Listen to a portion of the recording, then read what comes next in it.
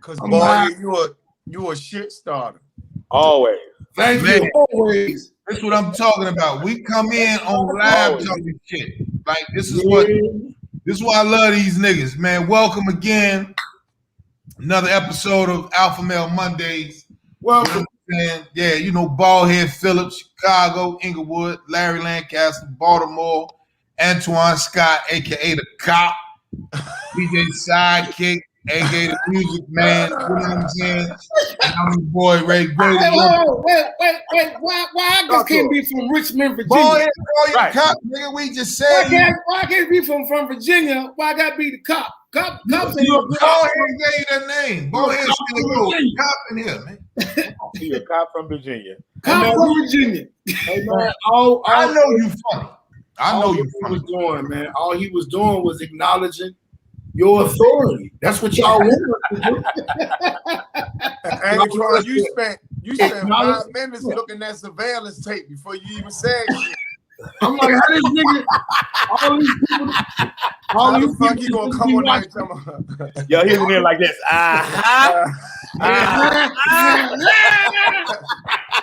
All the people this nigga be watching. What he do, kid? What he do, kid? What he do?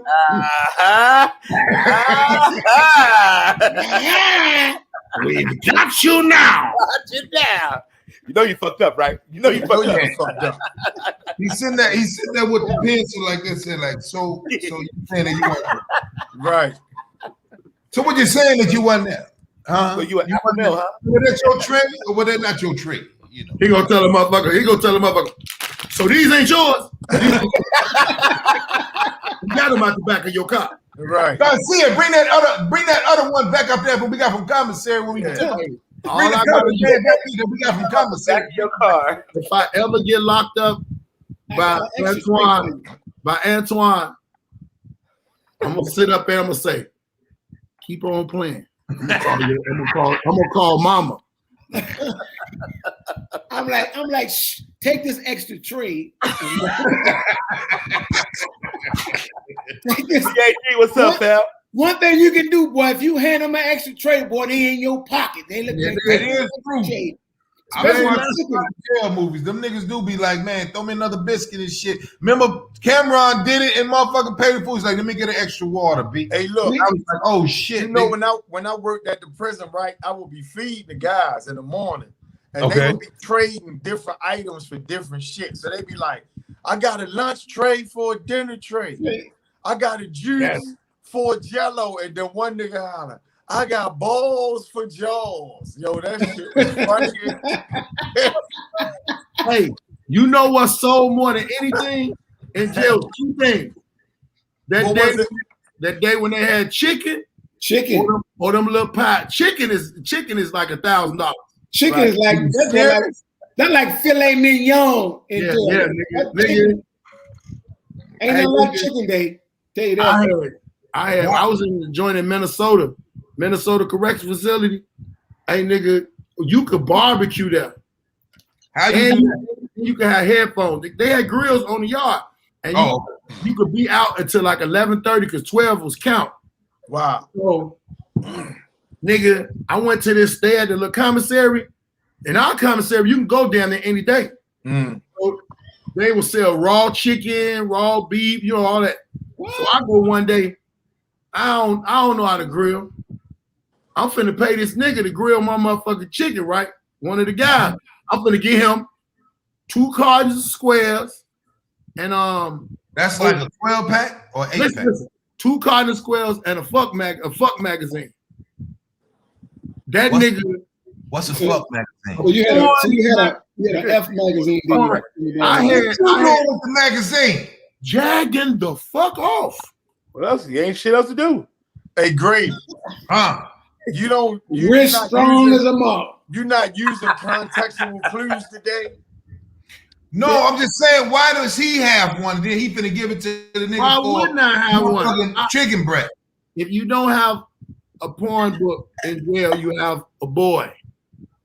I had 25 porn books. I always would let 19 out. So you was the man. Yeah, I had them hoes. I would rent them out for commissary. Nigga said I would rent them out. I restocked my store. Back up. So you got 21 brochures.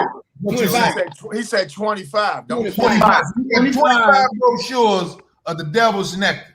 And you saying, nigga, you got it. You want the chicken? If you put one in Grady's hand, he gonna look from the front to the back. All that devil nectar shit. He gonna do this. He gonna be. I be stroking. That's what I be doing. What up, Bay Area? Hey, Lane. That's why one of your arms bigger than the other one, like a professional bowler. Hey, man. I'm left-handed. Ballhead, you can't be. Listen, Ballhead, listen now. So, this is why I couldn't go to regular nigga penitentiary. I got to go to the Fed because I'm getting a conjugal visit. If I'm gonna do something, I don't really like. If you're not married, you're not. Right. You can marry these bitches come from Africa. Yeah, but when you go in the penitentiary, you have to be Fed. Now, I don't know about the Fed, but my old man been in the Fed for a while.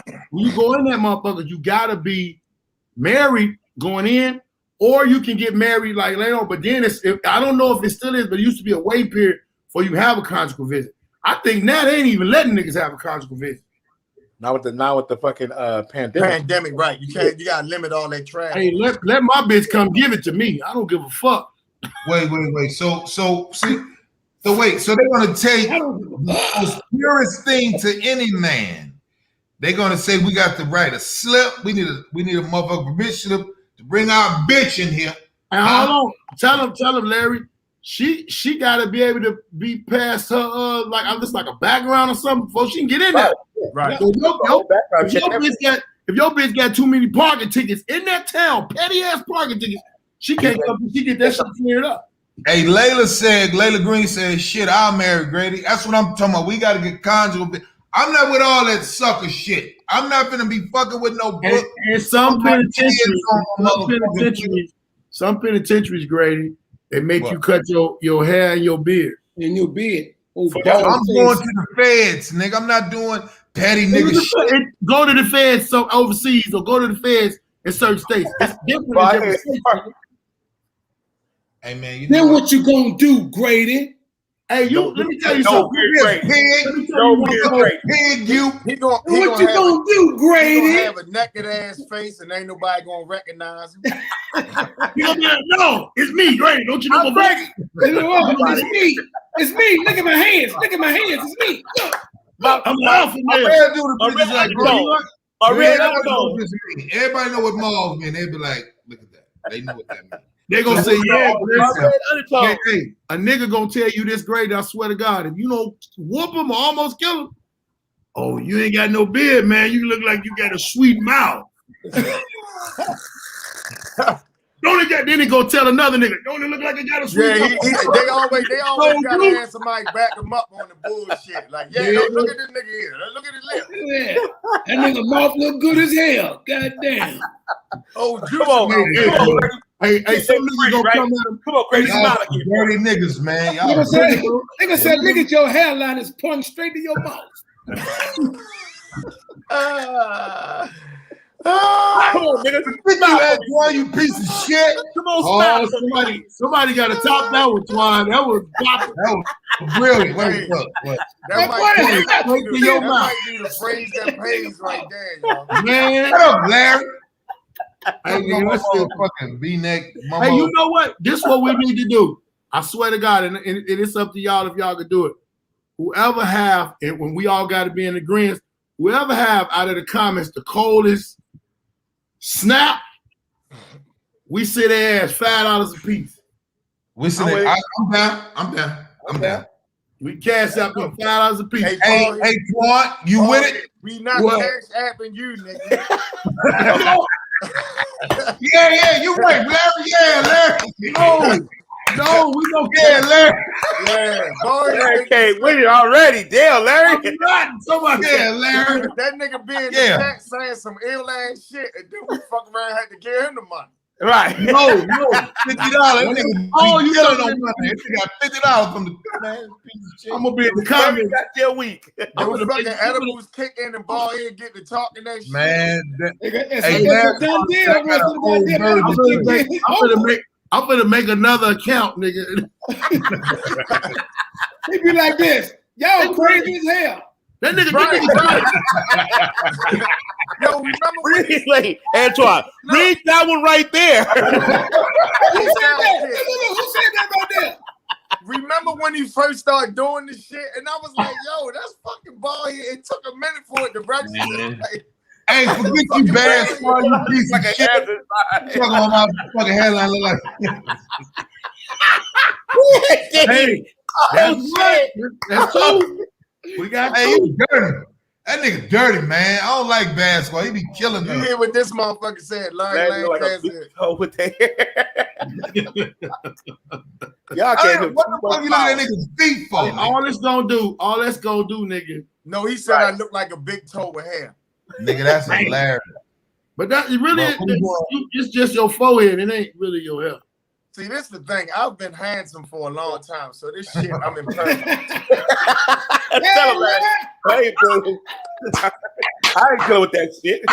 There go my man right there. Look at him. Put your glasses on when you say it. Put your glasses on. Larry, you gotta put your glasses up when you say that. I don't even have to entertain this bullshit. I'm on the Kobe, I'm fine. Oh man, y'all crazy, man. Man, let me tell you something. Go ahead. You talking, kid. Go ahead. We get the funniest snap in the chat. Now, Antoine, you have to write that person's name down. When we say that they won, they send the cash out through the thing. And then all five of us say won. That motherfucker won. We send $5 a piece. How the hell I became the administrator? Because you the pig, motherfucker. Cops always writing shit down. You like You making don't write reports? on here, motherfucker. You like making reports? I'm making one right now. Snitching and reporting. Motherfucker. That nigga said. That was I the can good one give right me the need. His own box. That was That the good one nigga right said. there. Larry look like Humpty Hump, nigga. Hey, all right. Man, rest in peace, man. All right. Rest Yeah, in peace, Larry. Man. Yeah, Larry. I seen that. I told somebody, I was like, man, I'm on tour with him, man. Damn, man. They was like, you was on tour with Humpty Hump? I said, oh, I thought that was Larry. My bad. Larry, get that nigga. That nigga Come knows. on, Larry. That nigga That knows. one right. That nigga Man, knows. Rod Grady got an afro on his cheek. My name is Ray Grady. John Maselli. Hey, That nigga that nigga Larry Lancaster nose look like I want to it in a Burger King bathroom. That's how his nose look. Grady hairline look like the sign pointing to the Lord Walker Drive, nigga. Nigga. Hey, write that down, Twan. Write that one down. That's right that one down, Twan. Oh, Maury said Larry look like I ain't got no. Now they just start roasting. That nigga said Larry look like he visit penitentiaries. Just ask niggas if they need their laundry done. Nah, we can't do this. They're gonna be doing this shit all night long. This will be all night. Yeah, we Let me tell you. you just started some shit, yo. I tell y'all, listen, did time I started it for a reason because you know what? They gonna be engaging and telling each other all that shit, and then sometimes I'm gonna shoot back. It was a brilliant idea. We just ain't gonna get shit done. Right. Hey, start the show. Grady, start the show. Let's go. We're gonna get it on there. Let's get it going. Larry is irony because you look like Bert from Sesame Street. Some of y'all niggas need to make some tortillas because y'all corny as shit with this bullshit. Get him, Larry. Kill myself.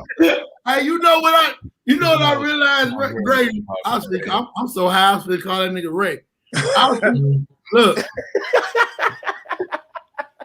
Hey man, we gonna tape your hands. Right. That beard. Hey, Antoine girl be listening harder than the feds. Hey, nigga, that's the best. That's the best one, nigga. That's the best one, nigga. Stop. My life. Hey, nigga, we ain't never had this much comment. We ain't even started. My life. Right, exactly. That nigga said Antoine girl be listening harder than the feds. We heard it the first 3 times you said it, Grady. We heard it the first 3 times you said it, Grady. Well, put that one at the top, nigga. Hey, hold up, bald head. Somebody said Larry looked like he cries when he kills roaches. I thought that was. I don't know. That's kind of ass. It'll matter. I know you're funny. Yo, the thing about this is, just let us know that they ain't paying attention because about Antoine, that was 2 weeks ago. So they paid very close attention. The one with the laundry was pretty funny.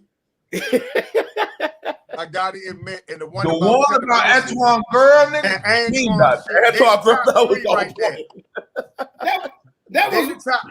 They the top 3. Twan, that was a good one, Twan. They've been looking at picture. The picture thing. All right, so let's do it like this. How y'all doing? Everybody in the comment. In the section. Go ahead, Larry. You drinking out of coolers and shit? What was that? Right. With both hands. That nigga been stressing since the last show. I gotta be on the couch all week. I do that. You gotta come to the show Monday. Larry looked like Bill Withers in Living with Child. And Brady got a bottle of peroxide with a Coors Light label on the shit. Man, you gotta shoot. Yeah, he over there. That's how he be that motherfucker. That's why I said, wait. Hey, Larry, what did you do? What did you do to these people? Everybody shoot at Larry. What the fuck Larry do? Yo, that's what motherfuckers do. They hate on motherfuckers, yo. niggas was waiting to say something to me because I fucked that girl when I did a show on that. Shoot off, Larry! And look, for all the niggas who saying something, for all the niggas who got something to say about me, I put Carmex on my dick so your girl lips can be smooth. Ooh. Think about that, nigga. Just talk about their daddy. Just talk about their daddy. I got my $5 to Larry. Call our cars. Somebody said what? Hold on. Larry came up with 2 back-to-back. Yeah, look, you see how niggas take shots. Said something I missed it. He don't answer. That's just say, yeah, talk that shit, Larry. Yeah, Larry.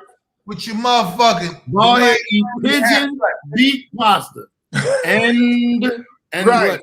Right. That's a delicacy in New Orleans. Man, you got to come better than that for me even to fuck you up. Because I'm gonna give it to you. I'm gonna make you go tell your mama some shit that you never told her before. Is that my real father? Please don't get that nigga bald head started. I'm telling everybody in the chat, leave that nigga alone, man. Leave him alone. Look, we just have to click off. We'll come back next week. Right there. Leave him alone. Don't bother that nigga bald head. Bald head. That nigga bald head. He ain't like come on, Brady. Let's go. Because that's the only thing I was going to say before we started is I ain't never really, even all the time we've been together, Larry really don't be roasted. But when he start, he looks so mean, like your father. He be in the back. I swear he do. Your father, he be in the back with that tank top that's made out of suede. And he say something. I'll tell you some real shit about your mama. Right? That's Larry. Yeah, that's right. Bald head, the baby kid, real father. Man. That's a good one. I mean, show. All right. So let's do it like this. Yo. What's up, everybody in the chat room? Everybody, Tasha, Slider, Bike, Christy, everybody in this motherfucker, man. Dre, what's up? Hey, Grady, real quick, yo, I just gotta say, yo, if we starting a show like this shit is crazy, yo. What else can we do? You see that one bald head? You see that one bald head? What did it say? Out before bed. I took your mom out when I came in, though. Didn't I tell everybody when started, man? Damn. I got some guns. Show Carrie shit. Show Carrie. Listen what she said. Grady and the Marvette. Marvelette. That's funny. That's funny. Marvelettes. The Marvelettes. Marvelettes. That was clever. That's clever. So I want to tell everybody, man, thank y'all for tuning in to Alpha Male Mondays, man. I'm your boy Ray Grady. Got my brothers in here. Now that was a good one. He got two, man. I'm trying to start the show, man. Y'all piece of shit. See if you start a ball head, you piece of shit. Interesting night. Yeah, we're gonna have fun. Listen, I want to tell everybody, that's tuning in, man. Thank y'all for watching. Yeah, got my brothers in here, Antoine Scott, DJ Sidekick, Larry Lancaster, Ballhead Phillips. Kick, how was your weekend, bro? What you get into? Yo, I did this block party, More Life block party. The lady lost her husband in front of her, so she, on his anniversary every year, she wanted to pop up, really come and celebrate life. So it was real dope. It was real dope. Did you play a song for the deceased, or did she say, well, he liked this song? Did you do any of that? I kind of kept it upbeat, kept it up, it was a family kind of event, so kids and everything. So kept little TikTok songs for the kids, and then for the older people, just kept it positive moving. But it was a good thing. Dope, man. Good shit, Sidekick. Yeah, what you get into, boy? I was just slinging jokes down in Bristol, Virginia. Hey, hold on. Before you say it, I heard about you was doing bodacious jokes. Is that the truth? What the hell? They go knock out Dre Bison. I was in Bristol, Virginia. How you said, Larry? I ain't even gonna answer that bullshit. Bullshit, right? Look, you gotta say that nigga twice. This shit is man. You see that nigga face? Right. This is I will not entertain. This joke and I had your beard on. Man, this that's why I love that nigga Twan. That nigga Twan clever, nigga. Go ahead, Twan. So you slinging jokes? What was you at, big dog? Down in Bristol, Virginia, man. Down in Bristol. The okay. Yeah, having a good time, man, with the folks, man. That's all I did this weekend. The folks was that? Huh? You talking about nothing? I'm sorry. Not your folks, ball here. The mob on that, nigga. The mob on that. That's your great Chicago folks. Man, right. When the nigga won't let his city go. Yeah, we can't let it go, nigga. We can't let it go. What was you on, big bro? What was you on, brother? How was your weekend, man? My weekend was pretty nice, man. I had a show Sunday. Of course, I had the radio show Saturday, so that went really well. I went up to Delaware. Was just going up to hang out, watch the comedy show, and end up getting on stage, and and then I had the show Sunday. So it was a really good weekend for me this weekend. So I just want to ask you a question. Isn't that like the best shit ever, dog? When you just going to support comics, and then a motherfucker just be like, oh shit, Larry Lancaster in the building, or Antoine Scott in the building. Would you, man, just do 5 minutes for us? Generally, though, when they do that, I say no, because I'm like, that's like, to me, that's like going to work and pick up your check, and the motherfucker asks you to work a couple of hours. Like, no, I ain't here for that shit. I came to fucking, just to watch the show. So, but this spot is a real cool spot. I love the owners. The energy is always good. You love the what? What you say? You said you love the onion?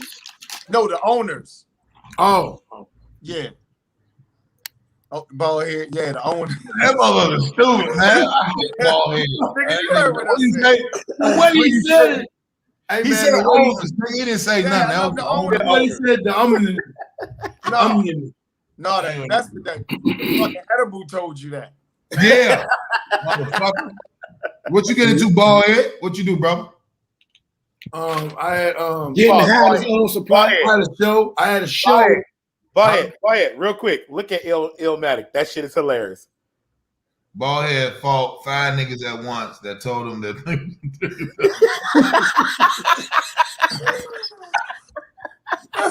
Hey, I'm reading the first book. Shit. I'm reading the first part. Let it go. That's a good one. That's a good one. I'm reading the first part, and I'm like, oh, this nigga must be from the block. Yeah, he must know you, right? This nigga talking about some motherfucking turkey leg. You told him to. Wearing bald head. Mediate. Yeah, mediate. That's funny. Who said that? Who said that, motherfucker? Illmatic. Oh, Illmatic. No, that was ICP and Illmatic. The shot at me. Bald head do a buddy movie and shit. That'd be hilarious. Yeah, that would be funny as hell. Hey, nigga, truth be told, we could be, and I ain't bullshitting because I know you. We could be the odd couple, boy. We could be the odd couple. Because Larry OCD and I am the fuck not. Yo. Hey, nigga, straight up. He said, I am the fuck. I went to bald head shit all over the place, yo. It looked like this the funny part. Bald head is messy neat. Like he had shit all over the place, but it was organized. He knew where everything was, yo. He messy neat. Man. I'm telling you, we got to talk about that, baby. We can talk about that because that should be. We write it and we really write it as ourselves, how we really are. Right. My cousin. Yes, I would too. I have to be right there. Hey, my cousin Tony, the one I used to ball head cuz with, that's how that nigga really is, right? And when I had found out I had diabetes, he stayed with me for a whole year to get me in order. This nigga stayed in my house. He would come in my house. Man, you don't clean this messy motherfucker up. I said, hey, man, hey. I know where all my shit is. Just because it's confusing you. You don't live here. You in that room. That room is what that motherfucker gonna tell me. You know what? You ain't gonna never go nowhere in life. Shout out to the Mo. Shout out to the Mo. Because you is a nasty. He said, you really ain't nasty. But you so junky, it looked like it should be some shit slapped across the wall. Man, me and that nigga went in there all night. I told that nigga, the worst thing he hated is that I got out the bed and ain't make my bed. He gonna tell me, why you don't never make your bed? I said, first off, you don't sleep in it. Second off, why am I gonna make my bed up and I'm finna get back in it to fuck it up? I know I'm finna fuck this bed up. I don't understand that. I never, my grandmother tried to make me do it forever. I have no motherfucking need to make up a bed except for the first time I put the motherfucking sheets on. But bald head, it's a psychological thing. First of all, when you get out the bed and you make the bed, that's an accomplishment to start your day. You starting your day because it's a psychological thing. Well, who? For who? I mean, for most people, obviously not you. I don't give a fuck.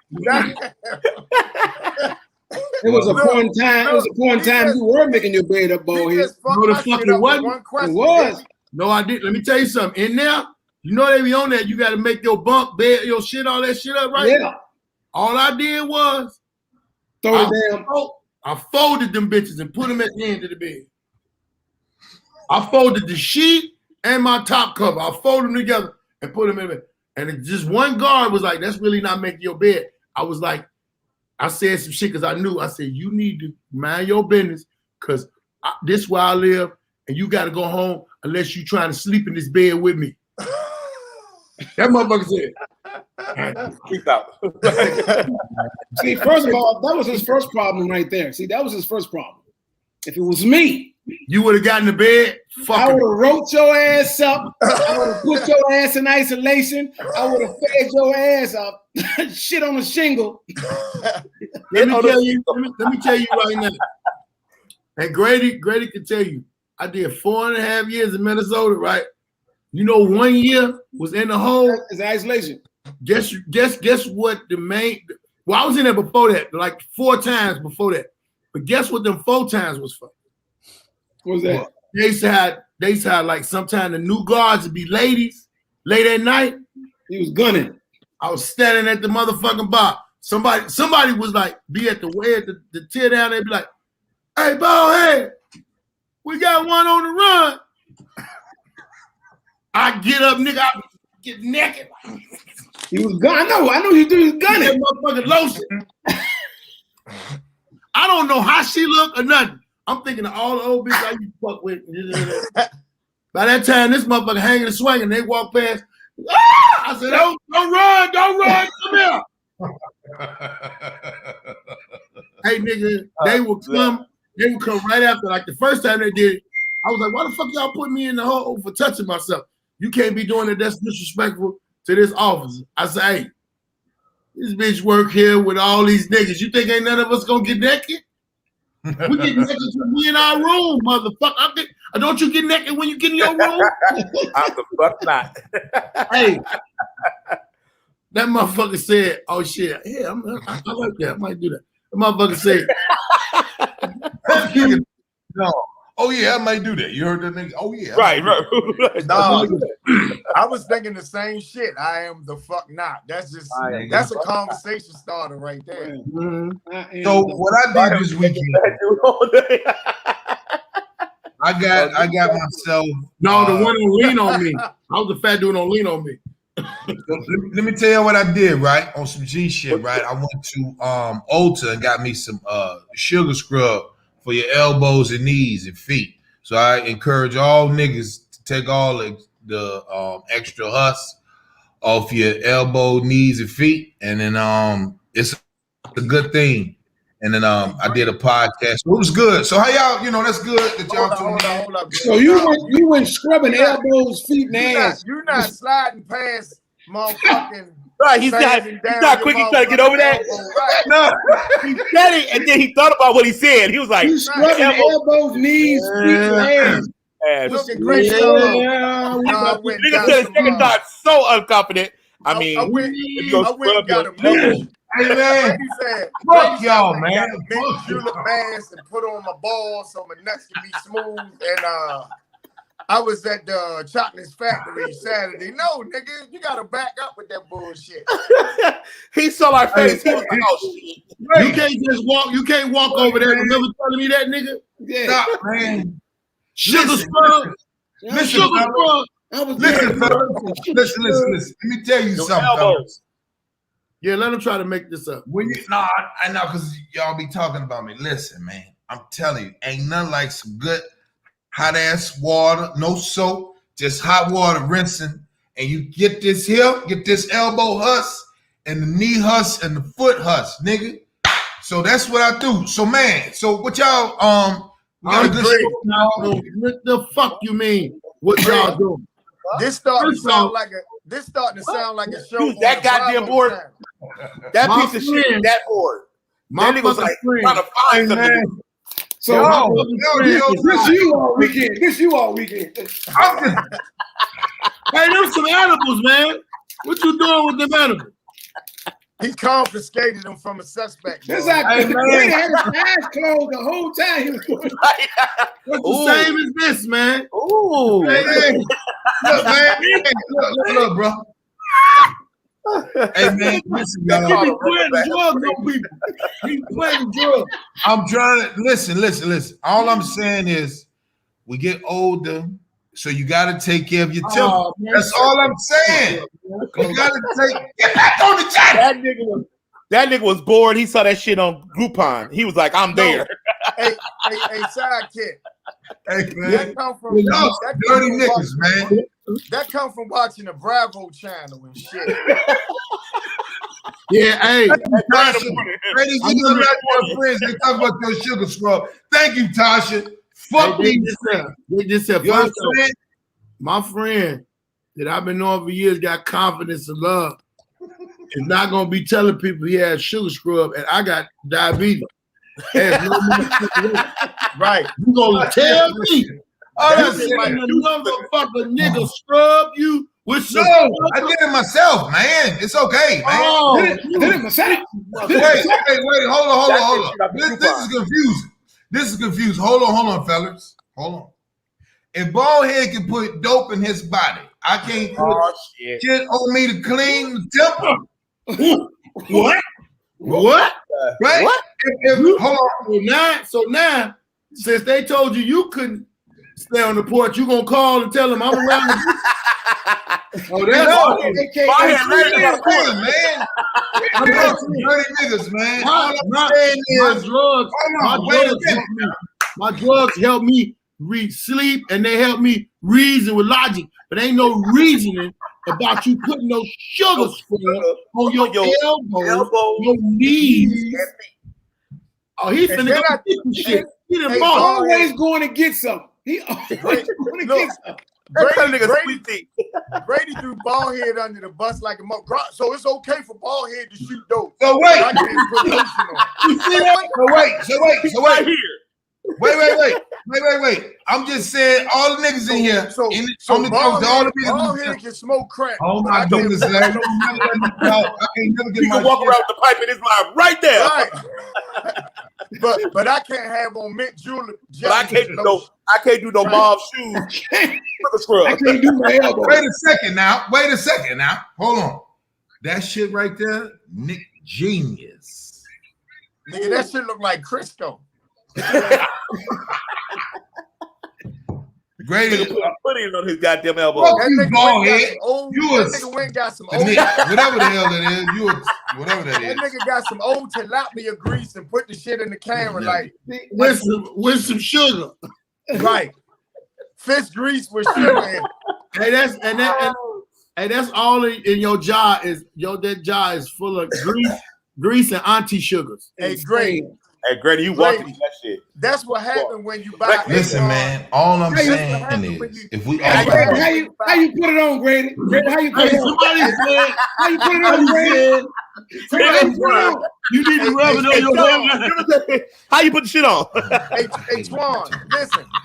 Hey, sidekick. That's what happened when you buy Avon during church services. You ain't got a chance to look at the shit. Look at Antoine. What the fuck are you doing, Antoine? That's you scooping out that damn sand. You gotta do 2 fingers and shit. You gotta It says massage from the inside out. Right. Hey, you either doing a prostate exam or you getting sugar butter out the motherfucking jar when you doing this shit right here. Man. This is sugar butter. Sugar butter. All I'm saying is this, fellas. You real funny, Ballhead. You funny. Every time your eyes move, you get quiet. Right, you know Ballhead's up to something. I'm sitting there, man. I'm telling you, yo, that edible be talking. Ballhead, you a fucking fool. Oh, Grady Beard done lost the signal again. Damn, I didn't even know that nigga was gone. See, you won't hear. See, last week, Larry, this happened like five times. Every time he tried to. Hey, man, listen. Hey, you listen. You got to take that sugar scrub in the front room because the bathroom ain't.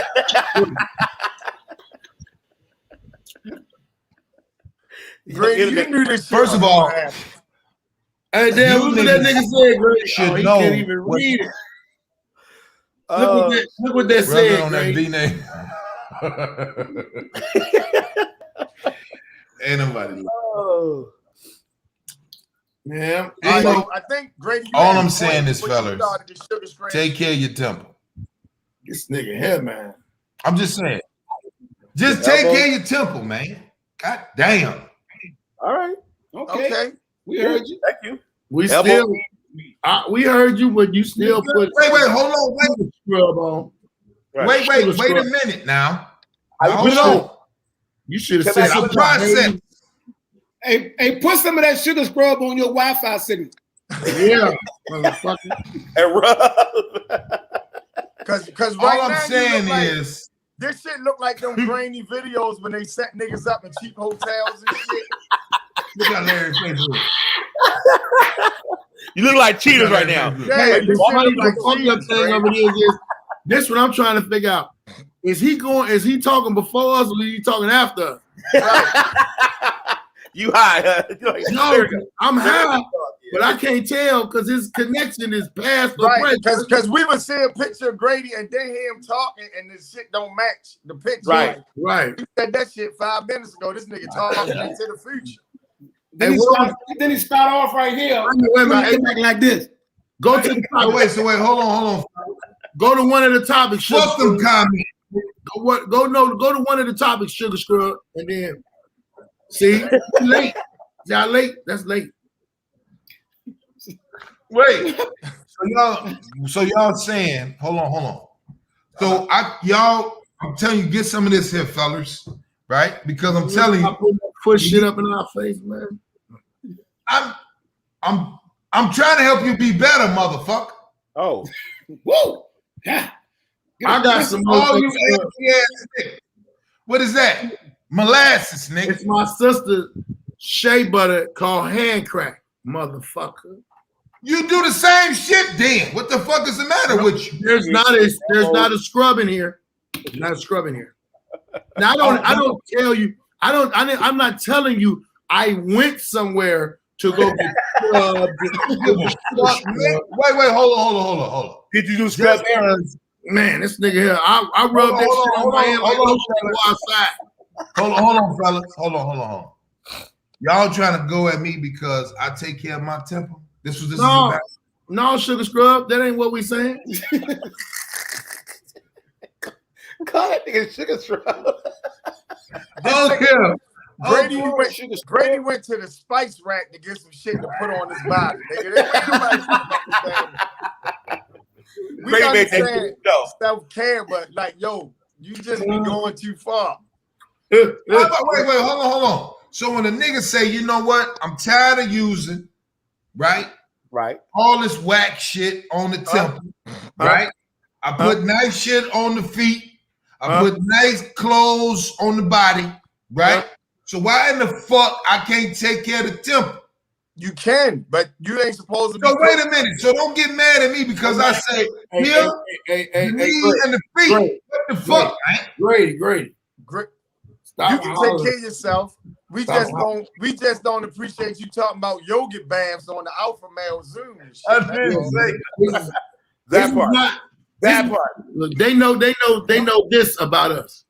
We well groomed, we smell good, and we bathe.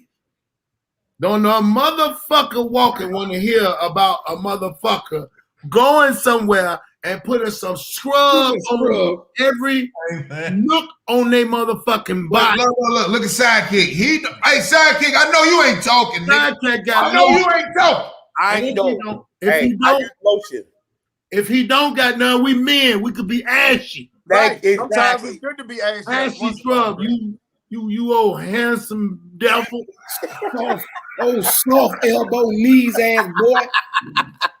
Nigga will walk up tomorrow. Feel these. Who the fuck?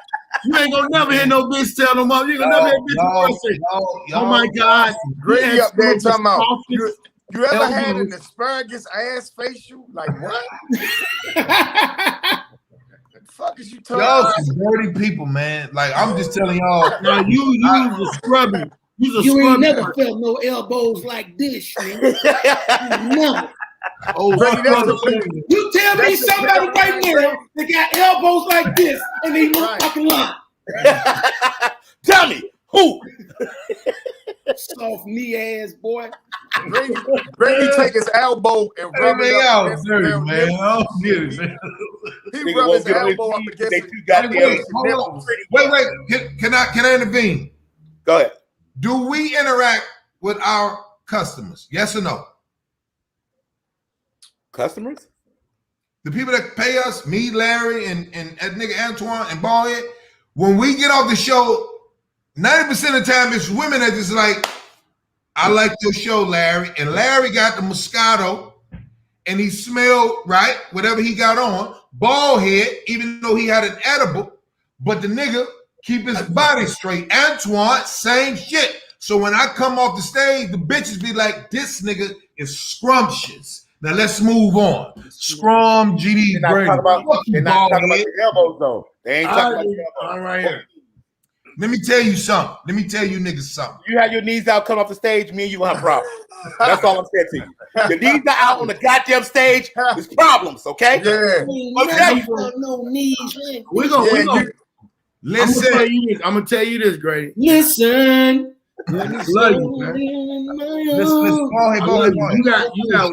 You got one more time. Just one. To act like you are beautiful. I didn't say that. I swear I didn't say that, boy. This nigga wearing mauve, wearing them motherfucking tinker toe shoes, and now he getting scrubs. Hey, bald head, man. I was I'm gonna take all these pills at one motherfucking time. Hey, bald head, I was waiting for Grady to say scrub. It's a I'm listening. I was waiting for Grady to say it cost a bit more, but I'm worth it. Oh, Miss Clara, ass nigga. Y'all dirty, man. Y'all should, hey man, y'all show them how to treat a person. All I'm saying, fellas, is this. Please, listen. Please. He said you already wear a size 7 shoe. Let's get to one. Let's get to one of the topics. Let's get to the serious one. Serious topic. We might, switch a little. Then we get back. Let's go. So, all right. So this is what I seen over the weekend, right? So it came through my feed with Leon Rogers and Kendra G and the other dude from GCI. Ballhead, you know the dude who I'm talking about. I don't know his name. Yeah. Him. Yeah. So the crazy shit, fellas, was this dude got on his Instagram and was talking about where he was at, right? Meaning he was like, yo, what do they call it? Like send your locations or some shit. He was like, the ops looking for me. So he go into the fucking gas station or the store, whatever. You went in somewhere. It's right here, right? So the dude had his son with him, right? So put it like this. The dude, his 9-year-old son was targeted and he was killed in Chicago, right? So the nigga, I seen the video, Kendra G was talking to him like it was basically the nigga, it wasn't his daughter. I mean, it wasn't his son, it was his 7-year-old daughter. So he had his daughter with him. In the McDonald's. Yeah, in the McDonald's. And they shot him. They shot the girl. They shot his daughter and they were shooting at him.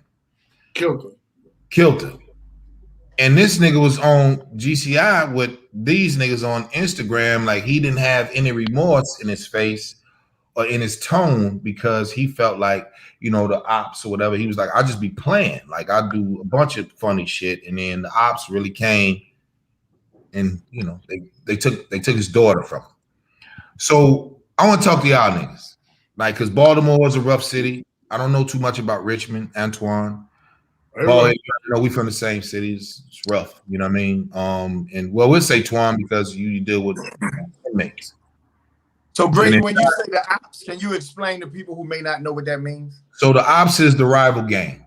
Opposition, right? So do y'all think, let me ask y'all a question, right?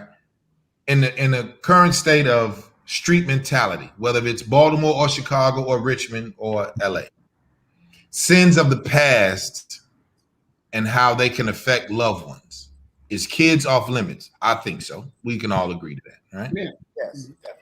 So how do we get these little boys to stop telling what they doing if they in a situation that can lead to real violence, right? Well, niggas are shooting and we trying to kill you, but we'll take your daughter or your son or your sister or your brother or whoever with you. We don't give a fuck. We don't like you. We gonna kill everybody that's around you, right? So how do we combat that? So I will go to Antoine. How do you? I'm gonna ask you a question. You said he was on FaceTime. He was on his Instagram, like I'm out here with the ops looking for me. Whatever he was doing on some young nigga shit. Whatever he was doing. Oh, so he's stating like the ops are looking for me. Like here I am, whatever. I'm out here, and he got his daughter with him, doing this the whole time. Yes, sir. And the ops pulled up on him. That's some idiotic ish to begin with, especially when you got your kids with you. if you're gonna do some crazy ish, do it on your own time. Don't put your kids or none of your loved ones in that situation. That's crazy to begin with. Is he some old F boy? Is he just like, is he playing, or was he like? To me, when I seen him, Twan, this what I saw. I saw a young nigga that was stuck in a corner, and because his daughter lost her life, his baby, and then this nigga was trying to pretend like he couldn't show any real emotion, because no father or mother would be on any platform talking about the slaying of the baby. Right. I don't think so. So when I saw it, I didn't fuck with it. I was just like, okay, this nigga need to be talked on. Like, yo, what the fuck are you doing? And that's all these little niggas. Send your location, because niggas, that's how niggas know who you are due to social media, right? Niggas know where you are. So if you say I'm in Dallas, or I'm in Baltimore, I'm in Richmond, I'm in Chicago, I'm in LA, niggas pull up. So then I go to the comments just to see. So one of the comments that I felt that was, not alarming, but it was just like, damn. So one of the sisters said to the woman that had the baby by him, if you know your your baby daddy is at ops with niggas, don't let your children go around the child. Don't let your children go around the father. Right. Especially if you in a place like I know Chicago, y'all take that like real serious up that way. Yeah. Here in Richmond, we know they get crazy as well, but I'm not gonna say they wouldn't do that knowing your child is around. They may, but different places got different situations. I know in Chicago they'll mow the whole damn street down, don't give a damn who out there. True. Period. But for him to have his daughter with him and talking crazy like that, man, that just showed the ignorance on his part. Once again, it's just like being on these social media cats, like a comedian that I know that he was on there flashing money and this and got his watch and jewelry on. I'm like, dude, because I know he always got his daughter with him all the time. And he's a great dad, right? So I heard him call him on the phone and pulled up on him and said, "Oh, yo, man, what you doing? What you mean, Twan? What's up, man?" I said, "Man, why is you flashing money, jewelry, People don't know where you live at. You always got your daughter with you all the time. Them cats see that, they come in to get it. And they don't care who in the house." Mm-hmm. You know what I mean? And he took heed to that, and he said, "Twan, you right. You right." To this day, he said, you right. And he don't do that crazy ish no more. Mm-hmm. That's why sometimes you got to pull up on these young cats when they're doing something dumb like that to prevent his daughter or somebody else's daughter, man, losing their life with some simple nonsense. So I'll just say, I'll say this. I'm looking in the comments, and Say It Ain't Joe said at Johnny Morgan, the guy who got shot was pissing on graves. Right? So Ballhead, you know our city. How do you feel about it? You got daughters and sons, and I was just sitting there thinking, man, I got 6 daughters, but my oldest 3.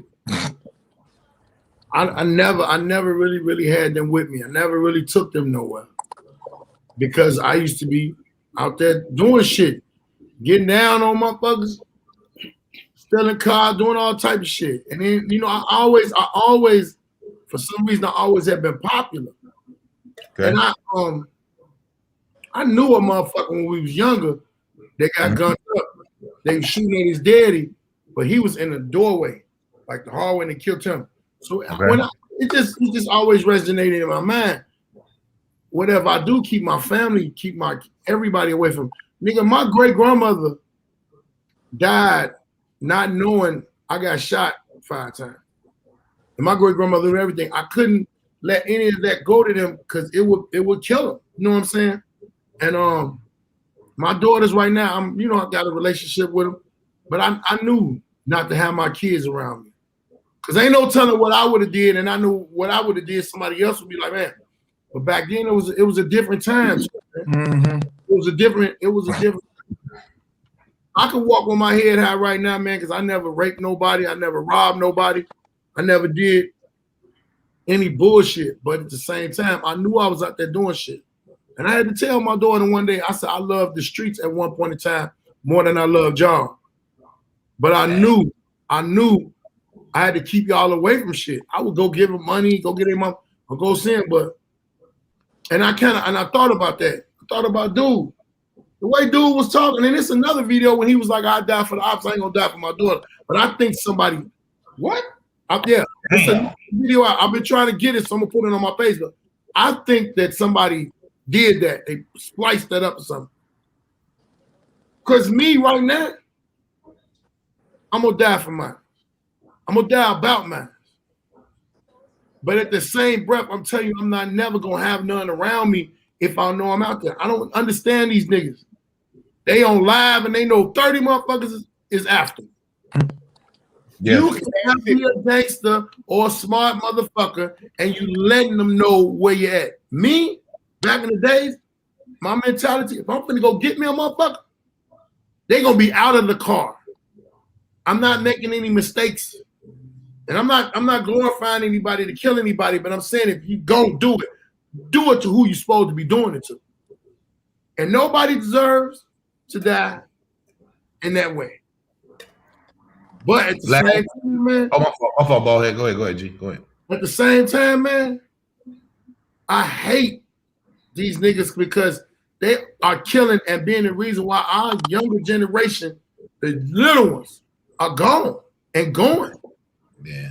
It was levels. I'll say this before I let Sidekick and Larry speak. When my baby got shot, right, and how he got shot, me and Sidekick, Tiff, we was all at Sturgis at doing my special one. Twan, you called me and said, nigga, go give him hell, right? Mm-hmm. And I was finna do the hour special. And so my son, my middle boy, he was on Instagram and live, okay? And I begged him before I took him to the LAX. I said, baby, stay here with daddy. Just stay here with daddy. I don't think you should go home. He like, Dad, I'm gonna be cool. You know your children. And you just like, okay, he think he know a different way. So we do the show, Sidekick, me, Tiff, everybody on the show. We go do the Sturgis, done. The show was fun. Then I get a call the next day that, the team was like, yo, we're going to take you out to Joe's Crab Shack in Redondo Beach, right? Sidekick, you've been there. I know you've been there.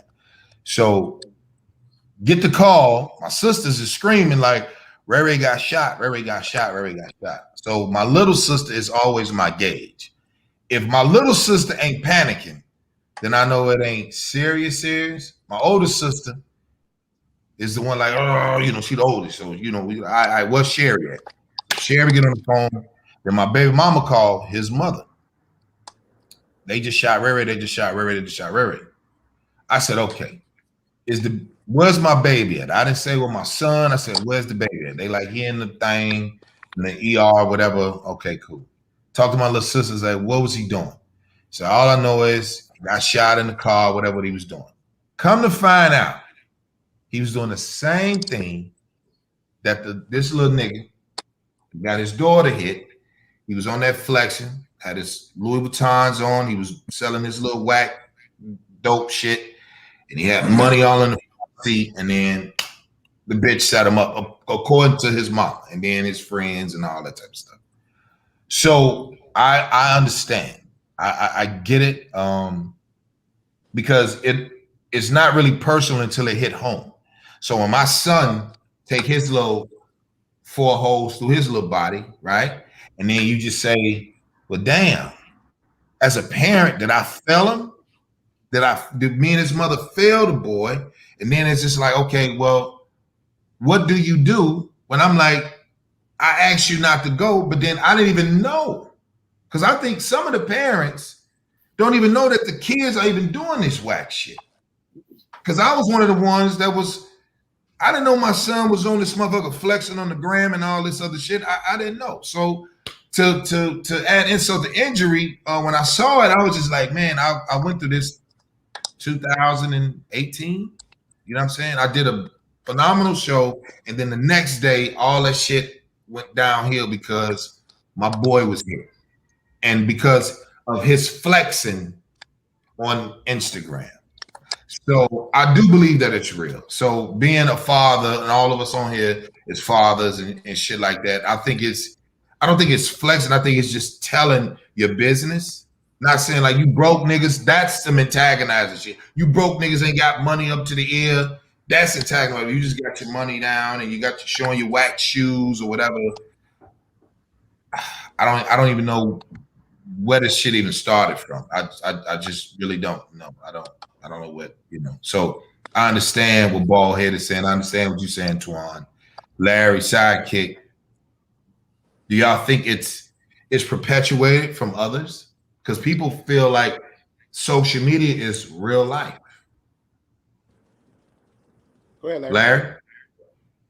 Well, it's a lot to unpack with all this bullshit. And whenever I hear stories like this, it just makes my blood boil. First of all, I don't give a fuck what the nigga did. I don't care if he dug up bodies and pissed on them. You shouldn't take that out on the child. You deal with him. With this, it's indicative of what's been going on for a long time. Is this lack of leadership, lack of guidance. Nobody's teaching anybody anything. And so no matter what you do, somebody got to show you the way. Somebody got to show you the rules and regulations. Somebody got to show you the ropes.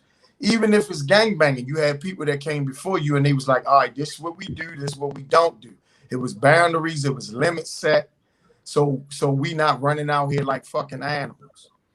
You got a lot of the younger generation. Nobody's showing them nothing. And so what happens is they create their own definition of what they think shit is. They create their own definition of what they think manhood is because nobody's showing them. They create their own definition of what they think gangbanging is because nobody's really showing them. So if you think killing a child makes you a fucking gangster, you're an idiot. Not to mention, we already at war against the police and every goddamn body else because the black man is always number one target. And to add insult to injury, we can't even trust each other. So that's an enemy from within. You got all these racist motherfuckers going out here killing, shooting unarmed black people, and then we doing the same goddamn thing. Exactly. So until we redirect our way of thinking, man, and try to get back to what's right now we living at a very low vibration and it's very unnatural. And so until we get back to it, because I could go for 2 hours about what the issues are, systemic racism, the father not being in the house, single parent moms, living in poverty. It's a whole lot of factors, but at some point you got to take responsibility for your fucking self, man. That shit is not gangster, killing children or killing people's families. You understand what I'm saying? Yeah, I think you catch this motherfucker. If the nigga telling you where he at, go get him. You ain't gotta fucking go after his family or go after his kids. That's some old bitch ass shit, man. I can't sanction that. I can't say it strongly enough. Never been a gangster, not a street nigga, but I'm a man. And to me, fucking with innocent people is just some bitch made shit. I don't care how you slice it. So because you made a point where you were talking and Baldhead and Antoine and Sidekick and the people in the chat, they can all agree that the parents is partly blamed, right? Because you don't know, right? I mean, it's your job. I just mean when I say that, I mean collectively. No, I get you. No, I'm not collectively as black people, as older generations, as OGs. Yeah. You got cats, they got mentoring programs where they go around and try to talk to these young cats and I work with two of them. Right. So let me ask y'all this. Let's flip it this way. Let's answer this. If my son said, well, Daddy, you was in the streets, you was gangbanging. So when your kids emulate you, what do you do then, Larry, Antoine, Sidekick, Baldhead? What do you do then? Because if Baldhead said he got 6 girls and Grady got 3 boys, one of your children is going to pick up, all your children are going to pick up your fears. That's why you're happy. All your children is going to deal with your bullshit ways, right? So if Baldhead was a quick fire on the streets, if Larry was a quick fire on the streets, if Antoine was a quick fire, the same as Sidekick, same as Ray Grady, what's the remedy? Because if your children know, because remember, when you have kids, all of us was young parents. We weren't 30s and 40s with children. That's all. Are you gonna break the cycle? That's on. That's on. No, that's what I'm wondering. That's a good question, Tron. But we always had somebody to step in and fill up the slack. So if your mama was young, she had big mama, grandmama stepped in. Your aunts, your uncles, you always had. There really was a village, and now we don't have a village. So where one person may be lacking, if you got a young parent or your dad's not there was always people who stepped in and picked up the slack. We don't have that now. Okay. And so another thing is, as a parent, you gotta reevaluate your decisions because you're no longer just thinking about yourself. And so that's the worst thing about it is try to teach your kids without sounding like a fucking hypocrite. You know what's so crazy? I'm looking at the chat. Say it ain't Joe. Bring up Say It Ain't Joe. Yeah, that's one I'm reading. He said, I agree. I saw a video today of a funeral where the guy who passed, ops came inside the funeral. His cats during the funeral. What? Took it out. What? Damn. They on a whole They ran up in there, snatched the casket. It was a white casket where you could see the person's face, but you couldn't see that they moved. Mm-hmm. Right. Took it outside. I don't know what they did with it when they went outside, but that had to be the camera from in the funeral home. Hey man, I'm gonna tell you all this because all of this shit it hit close to home with me. With a lot of shit, man. People keep asking what we're gonna do about these people, these kids. I think these kids and all these old Karen ass people, and I'm saying it all together because you know how some motherfuckers say, you ain't gonna do this to the white, you gonna do the black. Mass ass whoopers need to go out. I'm talking about motherfuckers need to be beat the fuck up, man. Or either they need to be rested somewhere. Because you got the bad apple motherfuckers that don't care. You got the parents and the aunts and uncles harboring them. You know this nigga got all these guns, you know he's got all that in that house. They ain't saying guilty till the motherfucker do it. And if you are not a parent, if your kid got social media and you really not in them, you got to be on them. I'm talking about them young kids because them young kids are more impressionable than anybody. Right. In Grady's situation, his son was old. He had him. He did what a father should do. I'm watching this nigga, but a lot of times that's why I need to be two people because you can't watch everything. Everything, exactly. You know, all daddy's gonna want their girl. Hey, you ain't messing with no boy. Mm-hmm. But now motherfuckers gotta look around the corner. Like, is you messing with a girl? Mm-hmm. Right. It's a lot of shit that we didn't know because we weren't taught. And I don't know no nigga that's on this chat or somebody. I can't say, but that they daddy taught them how to talk to a woman. Real shit. They need to just say, man, you better get you a girlfriend. Real shit. Right. Mm-hmm. I can see I can see my daddy being a player, but that still ain't telling me nothing. I see something, I'm getting half of it. That's how all of this is with these kids. They friends with their kids. Right. These women ain't raising these. I be telling women, you bitch, you ain't never the mother that I know. Cause you ain't doing none of the shit my mama did. And bitch, I was a beast on the street. But in the house, I was a boy. I was that boy. Boy, watch them dishes. Boy, shut your ass up. Boy, do your homework. Yeah, I mean, you know what? I mean, just now y'all talking, and I think now I'm sitting here reflecting on what happened with the baby that lost her life, and it's a bunch of kids that got killed and all that, and the intended victims were their parents. You know what I'm saying? And then just replaying it now, it's always prevalent because I'm just like, damn, I remember when I begged him, like, no, baby, stay here with daddy. And he just gave me that, daddy, I'm cool, daddy, I ain't on nothing. You know what I'm saying? So just when I saw his shit and I was just, social media, and it was like he was bragging. And I think he had like 5 G's on him. I didn't give it to him. You know what I'm saying? So I just felt like, it was more of a parenting don't come with a pamphlet, right? Mm-hmm. at all. So I didn't know what to do. I think I was numb, right? I think I was very numb. And once I heard about it, I walked, kind of away from the place, and I didn't yell, I didn't scream or nothing, but I was just like hurt because someone hurt him. But then once I dove deep, he did it to somebody else. Karma got to come back. Always. So what do you do then? Once you dig deep, because parents are usually going to react. And I said, well, if my son is fucking with these niggas, then I said, okay, where did this come from? Boom. Do the homework. He did some dirt to someone else. It's got to come back. Always.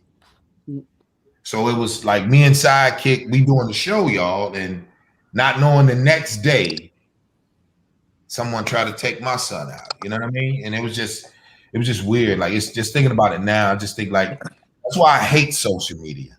Yo, but here's the thing. Here's where another thing that we're missing, the key. When we grew up, life didn't move as fast as it's moving now. Right. So for a 10-year span, the movement and the growth of life was very, very small. So everybody kind of did the exact same kind of growth. Once that internet hit and that iPad came, and now I can see what somebody's doing in Georgia while I'm sitting in LA. I can see what New York is doing, and then I can have my own web page that I can talk to whoever I want to talk to. It changed the whole game of parenting. It changed the whole game of life.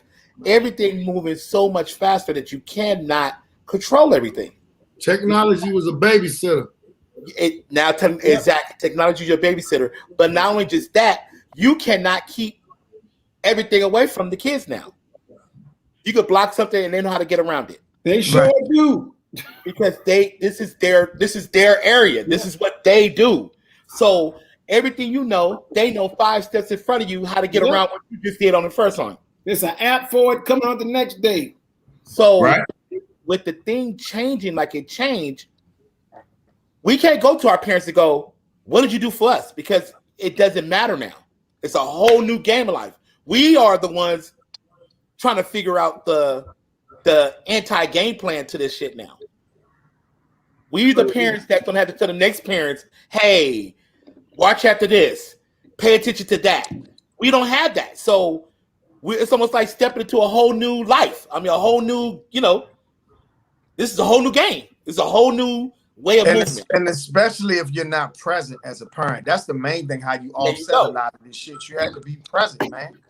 And so, you really have to kind of. But was I present? Present. But I was saying, was I present? Yo, Grady. But Grady, how old was your son? How old was your son, Grady?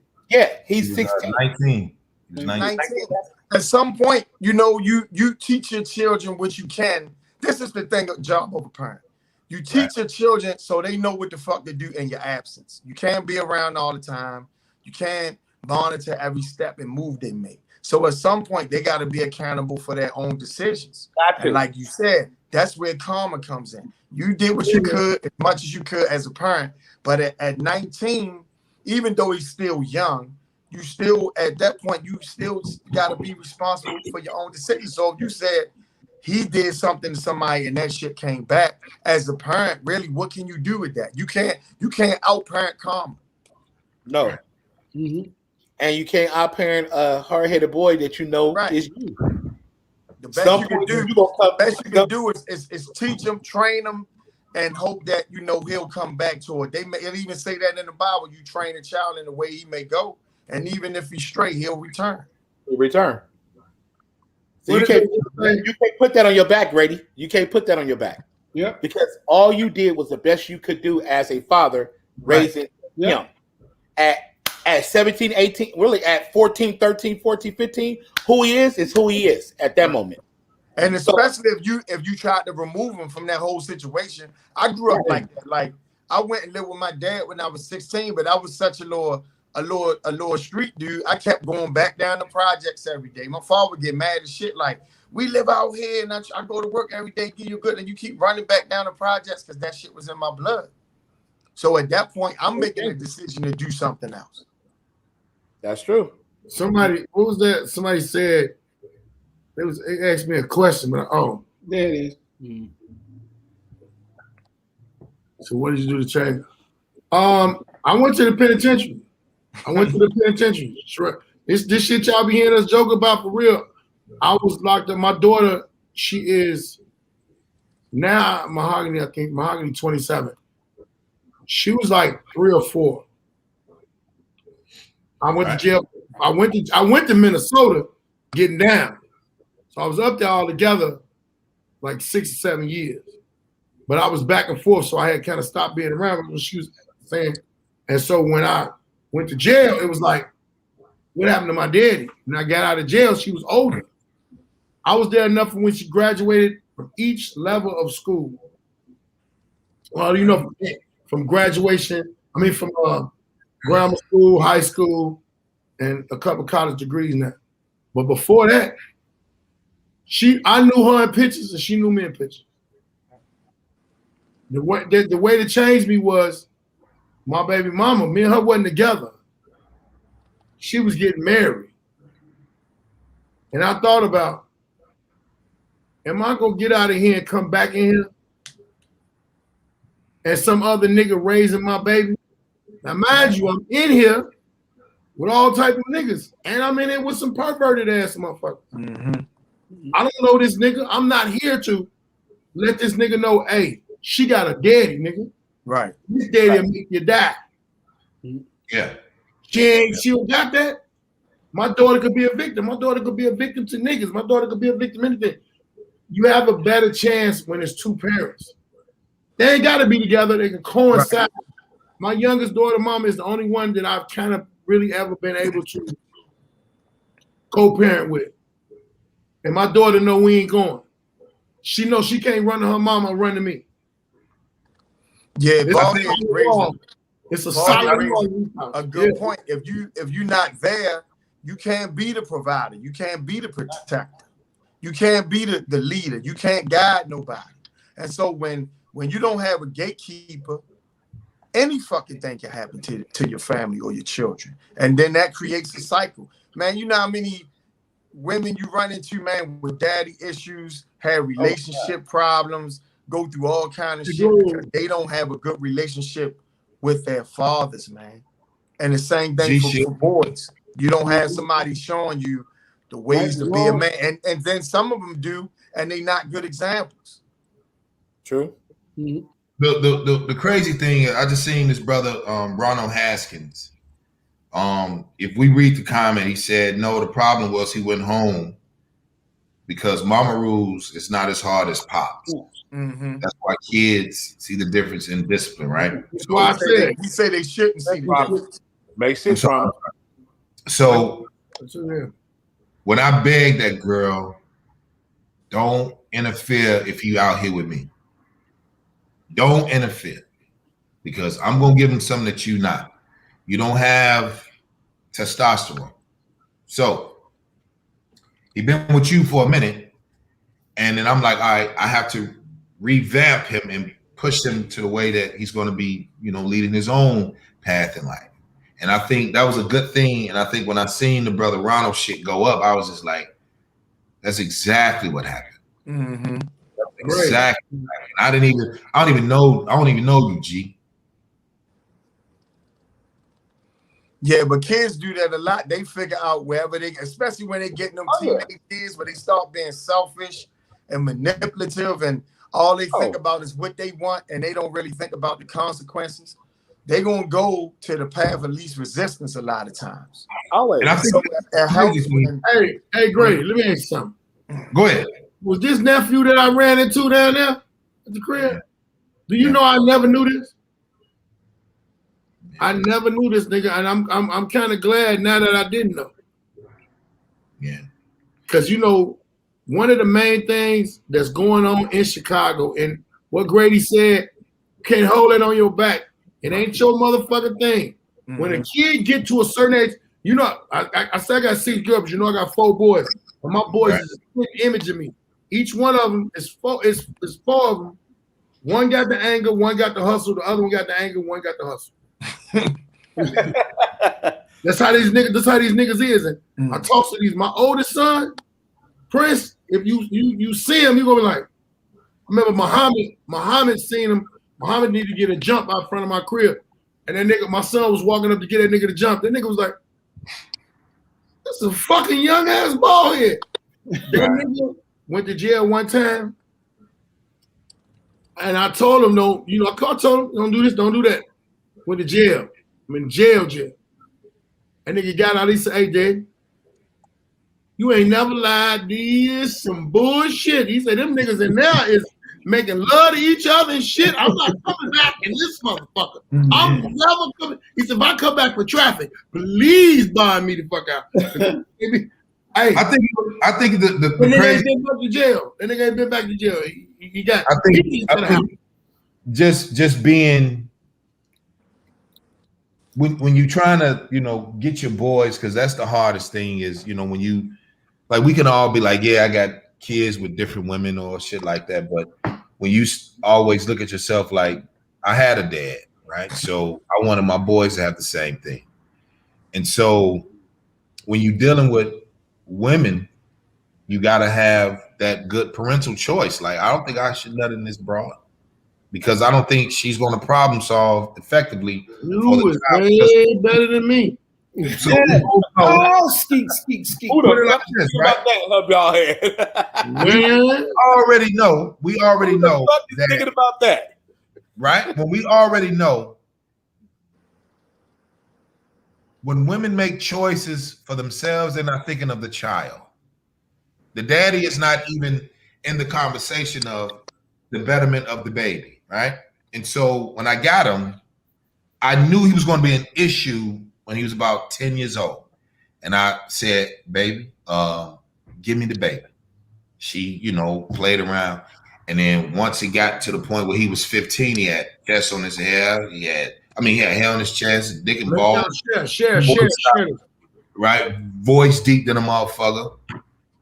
And when he walked up on Baldhead, he was like, Daddy, I think I seen Uncle Baldhead. I'm like, you can't walk up on that man, boy. What are you doing? He was like, I was just like, I was watching him the whole time. I was watching him. Oh, he was like, nigga, your motherfucking nephew, son walked up on. I'm like, because Baldhead did a family event.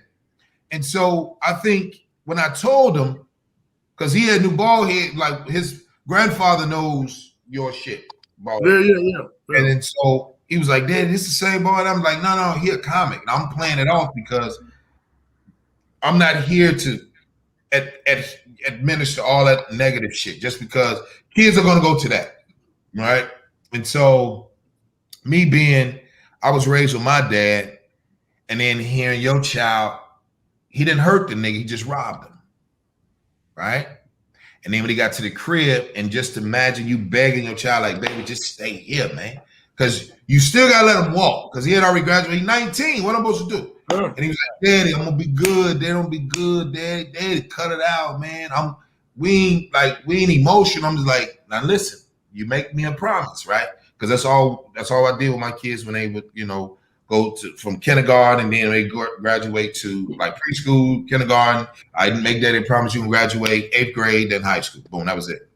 And so this little dude, he was like, they don't be cool. And then that Sunday, shit was just slow. The whole day, shit was just slow. And so when I thought about it, I didn't beat myself up, right? Because I'm like, I talked to him and I talked to his mama. And then once it was like Ray Ray was hurt, then everybody expect me to fly home and then do the street shit. I'm like, no, I didn't want him there in the first fucking place. He gonna stay here with the palm trees and go to the beach and play ball here. Fuck all that other whack shit. That shit trash. You know what I'm saying? Because there ain't no jobs in Chicago. I think unemployment for African American males is 51, 52%. So what do you think they're gonna do? They're gonna tear shit up. You know what I mean? Yeah. So is it really that high? Yes, that high. God damn. Yeah, and it's on purpose. It's on purpose. So the cool thing about it was, he's still here.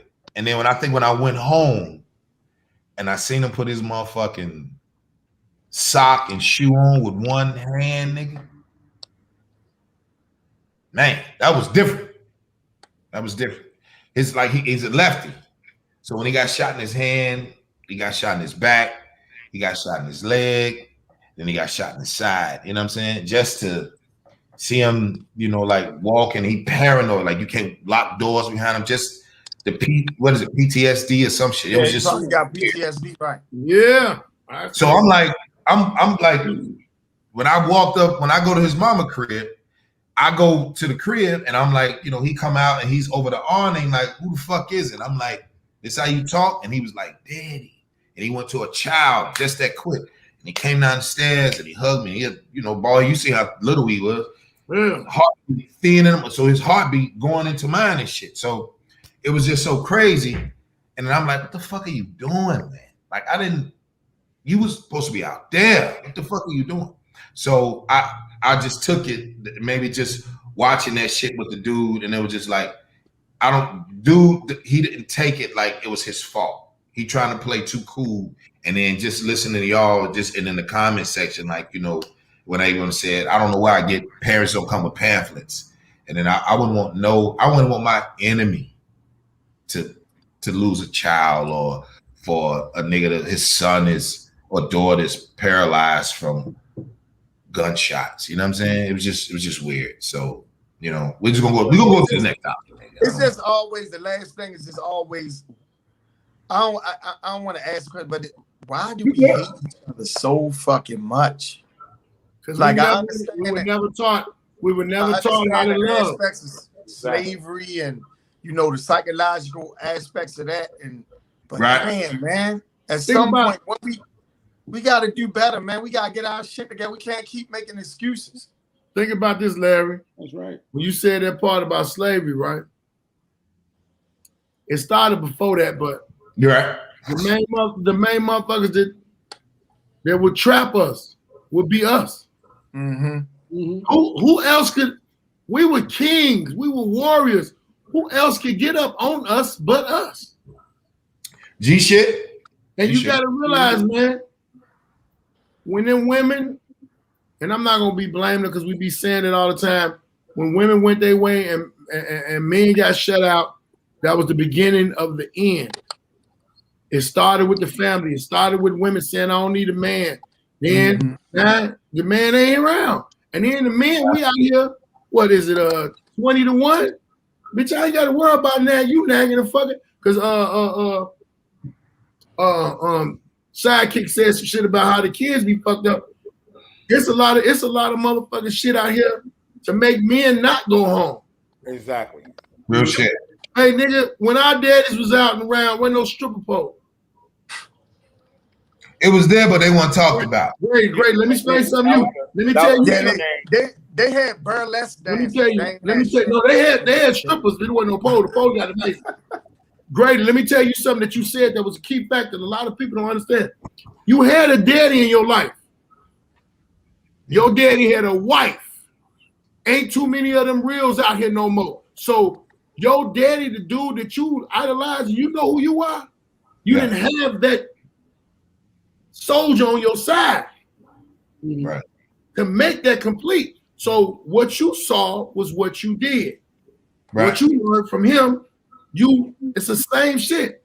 Mm-hmm. Why you think? Think about what I said about I got 4 sons. They both got 2 things. Anger, hustle. That's all I showed them, man. Right. I showed them that I will fuck a nigga up and kill them about him. Right. I will fuck them up. You gonna listen to me, you gonna listen to your mama. And I said, hey, I'm finna go out and get this money, man. That's all I showed him, man. You showed your son what he had, but he only could get half. That's why it's 4 men that got each half. But they missing because of they fucking mamas. The mother did what she did, but it wasn't in lock with what I was doing. Right. Yeah, man. I think that's a good analogy. That's a good way to look at all this shit. You know, Sidekick, since you being a dad of a daughter. What Jay said. What is that? Bald must be 95 years. Why the fuck is that? Why do we That's think a good one. I mean, you know, Sakic, you've been, you know, a father of a daughter. Mm-hmm. You know, do you? Of course, you worry. You know what I mean? Of course, I'm not gonna ask you if you worry. But if your daughter is dealing with a street nigga, how do you handle that if the negative was to be at your front door? Yeah, I'm kind of like with Ballhead. I kind of come from the fact that I always wanted her to let me meet them first, but she always thought I was so evil, but she didn't understand my evilness was, yo, I don't care what she do, don't put hands on her. Put hands on her, you got to deal with me. Other than that, she talking shit, just walk away. You got to fuck with her. Right. You got to leave her ass. Call me like, yo, she was doing, you know, some woman shit, and I'll go get her. Don't put hands on her. So that was always my growth. But the funny thing that Ballhead said, right now, me and my daughter, we're not at odds, but she's trying to show me that she can hustle better and harder and faster than I did. So, but she didn't understand was what she saw was daddy coming home, pocket full of money. Daddy coming home, you know, let's go get these Jordans. We can go out and eat. But she didn't understand the long hours that daddy was doing while you were sleeping, going to school, and, you know, hanging out with your friends. She didn't understand that side of the game. So when I'm trying to get her, like, go to college, like, you know, go have fun, she saw my life as the, you know what I'm saying? This is at the time when, oh my God, he's standing next to Kevin Hart. Oh my God, he's on Shade Room with, you know, Tyrese, Snoop, and Trey Songz and Chris Brown, and I want what he got. I want that hustle life. Pops always got that money. Pops, she would say, Pops is never broke. And I'm like, nigga, if you know what I have to do not to ever be broke, like, come on now, you not getting it. But as a father, you want to raise your kid better than what you had. You know, the standard your parents set for you, you want to set a higher standard for. So that's what you try to go for. So I kind of gave her a false sense of this life. So now it's a point where it's like me saying, "Come back here," like you said with your baby. Ray, don't go out there. Yeah, stay in. And the same things like, yo, Kyra, I got you. Like, just do as I say. But it's like you can't. You know, I had to look at her and look at it's me. I'm talking to me. Good, bad, or different. I'm talking to me. And I know how hard-headed I was. I know what I did. I took the hard way around to be what I am. So I had to come to a point where I put it in God's hands. I love her to death. Whatever she call, I answer. Whatever she need, I'm here. But the fight of trying to wake up. I got you. Just do. Appreciate that, Kinfolk. Yeah, you know, right there. Yeah. To try to make them do what you need them to do, I had to let it go and just be like, yo, you know, sit back and hope that what she learned from me, she got the best of me and the best of her mama, and for my grandchild will give her better than what I did. Right. And that's all you can do. I mean, you know. But like I said, my daughter came up in this era. She's right in front of the internet era. She was there, but like my grandchild knows how to work my Mac, this $2,000 fucking computer, better than I do. And she's 4. And when I say better, the quick way of getting around, making screens pop in and out, having 3 or 4 things going on at the same time, this and it, airdropping. She knows all that. And I'm like, what the? Or you don't even know your fucking ABCs all the way from back and forth. But you can get on my fucking computer and break my code to my fucking know how to get on my code. Like Grandpa saw you put it in. You saw me put my code in. My code is long. It ain't no 1, 2, 3, 4. And she, I come in here in Sesame Street, and I'm looking at her like, how the fuck fuck did you get in my computer? And she looked at me like, come on, like. So you gotta understand this. Like I said, the disconnection between these two generations is that this new generation, they moving way, way faster than we ever moved. The jump of technology jumped so crazy from like 2000, maybe 2000, about 2000, 2005 to now. Yeah. Fucking crazy. It ain't never moved like that back 20 years ago. Never. So never. It's like we're jumping into the pool of your son, my son, the 1920s. That's their era of Black Planet and all these other things, like all these apps that was coming out that we knew nothing to fuck up. What the fuck is a Black Planet? Yeah. Man, you remember Black Man? You get on there and you be like, these motherfuckers are better. And it's like your daughter been on there for 5 years. You like, how the fuck would they put in people you should know as your little girl. Right. Yeah. With a nipple out. I didn't even know you had that shirt. Right. So, it's just crazy how, things, and then like I said, with me being in the music business, I always pride on stand up on top of music. But I'm an old schooler, so I had to wait for the record company, go up to the record company, finesse somebody to give me a copy of the song before it comes out and shit.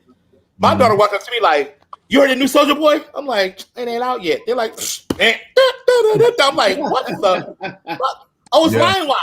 You go on here, you can get any song you want. I got albums and I got this. I'm like, the transition, and nobody saw it moving as so fast into that point that once it got there, it was like all hell's is breaking loose. So, like you said, people don't understand that social media is false, but it's also of real time. Well, it's a false, but it's a real time. So if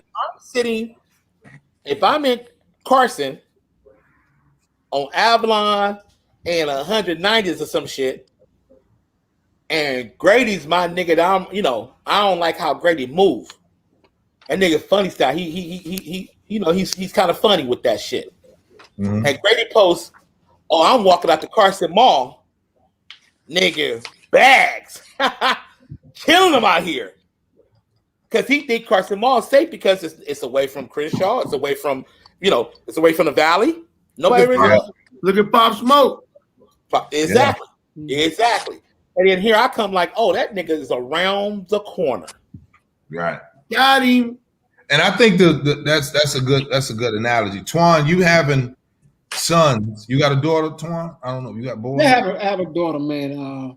Speaking on that daughter stuff, when they're far away from you, but like we all talked about earlier in the whole show, that you try to teach your kids the best way you can, what to look out for, how to be careful, the do's and don'ts, and you just give them all that knowledge that you can while they're growing up. So when they become an adult, you just hope and pray they take all that wisdom and knowledge you've given them and they just do something with it. Like she's like 2 hours away from me. My daughter's like 5'2", maybe 120 pounds, 25, 30 pounds. So of course I'm worried, but I try not to worry. You know what I mean? Anything that I see where that's on the internet as far as what people are doing, I said, baby, if a van is parked beside you, don't go to your car. You know what I mean? Because they got our NBA, they got, if a van parked beside your car, that kind of minivan, tinted windows on the van, don't do it. Always watch your surroundings. Go home a different way every day that you can. Yes. Y'all might have seen the viral video when it was a female going to her car. It was one guy walking toward her, and he was saying, like, you done with your basket? And then she's like, sure, come get it. But the other dude was coming up behind her. You saw the video? Yeah. Coming up behind her, and then he threw her in the car, and both of them got in the car together, and they drove off with her. This was in broad daylight. Right. Yeah, this is in broad daylight. They're working tag team. And they did it so effortlessly that if you walk by, you wouldn't even think that they was doing something because it wasn't like they had. Right. casually moving. So you would have walked by like, oh, right. She just giving him the basket, but the other dude, he down like it's behind the car, coming on the back end, sneaking up behind her, and then threw her in the car. So it's stuff like that. My own car. Yeah, my own car. You got to look at it like this. Only people that's gonna really see that is a police officer or another crook or a crook. Right. Or crook, yeah. A crook nigga and a police officer. They watch the same shit, so you will ever notice you be rising up. You see that? Yeah. What? Hell. You wouldn't look like I ain't see what? Man, don't worry about it. I see. Just get the fuck on up out of here. Right. Just keep on. Yeah, you know. Especially if you want to teach, man, just to be careful, know your surroundings. Like I tell my sons, when y'all go out when they're in college, when you go to one of them little parties, always know where the door is or window is. Always have your back toward the wall all the time. Somebody might try to sneak up behind you, whatever. Stuff you just got to be aware of. You know what I mean? Know where your boy at. You know what I mean? And if she said no, it's no. It's no. Hell no. Hell no, we won't go. Larry, you having a son and a daughter, you know, how do you you know, because your boy, nephew, he done, you know, went to dance school for ballet in Washington, Seattle, and who did it? Larry. Nephew. I do bought his son about it.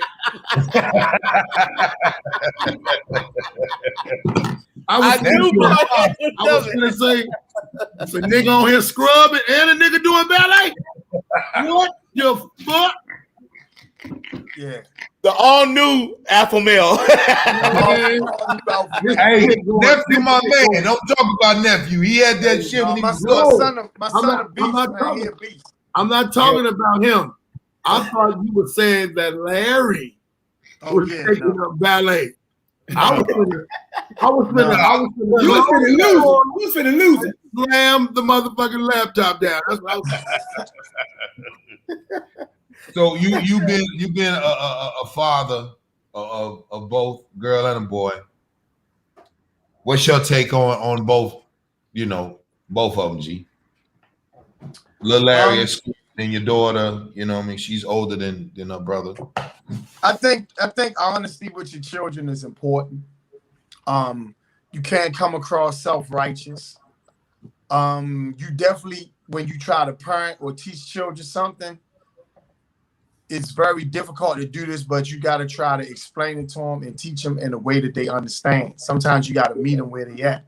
A lot of times we talk to children with an adult lens, or we tell them not to do shit and we don't tell them why not to do something. People are way more invested in something if they understand why you're asking them not to do something, or why you need them to do something. So it takes a lot of patience, man. It takes a lot of love. And so like you say, it ain't no manual for this shit. No. And you got to be honest about your shortcomings. You got to say, listen, you can't do this because this is what daddy did and here's what can happen. Like, sometimes, remember when we thought our parents never did shit? True. Because they shielded us from stuff. And so our parents just would say, because I fucking said so. But that's not really teaching. And we were controlled enough to listen to that. But kids today, that doesn't fly. So the other thing we got to understand too, we've been telling our kids for years, don't talk to strangers.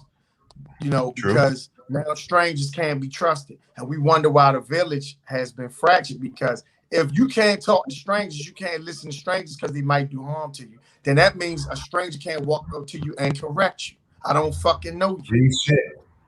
So why are you talking to me? So the trust has broken down.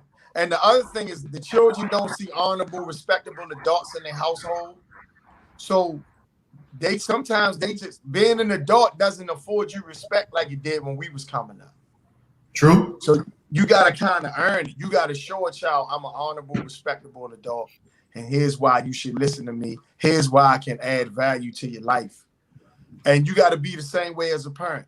You can't be saying, I'm doing this, and then the kids see you doing some other shit.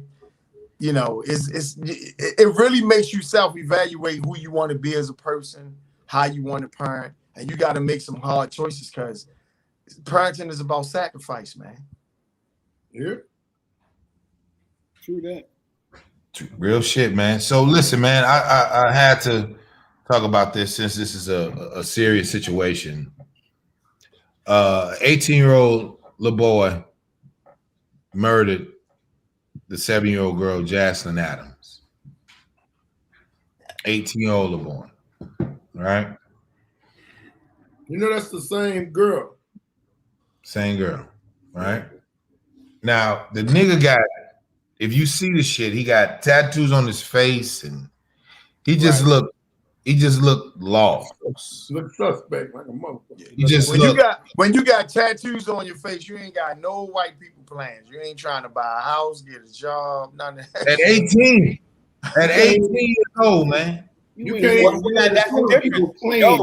that's not necessarily true because they get this money, they're buying houses, they're buying homes, so they're buying cars. So the game has changed.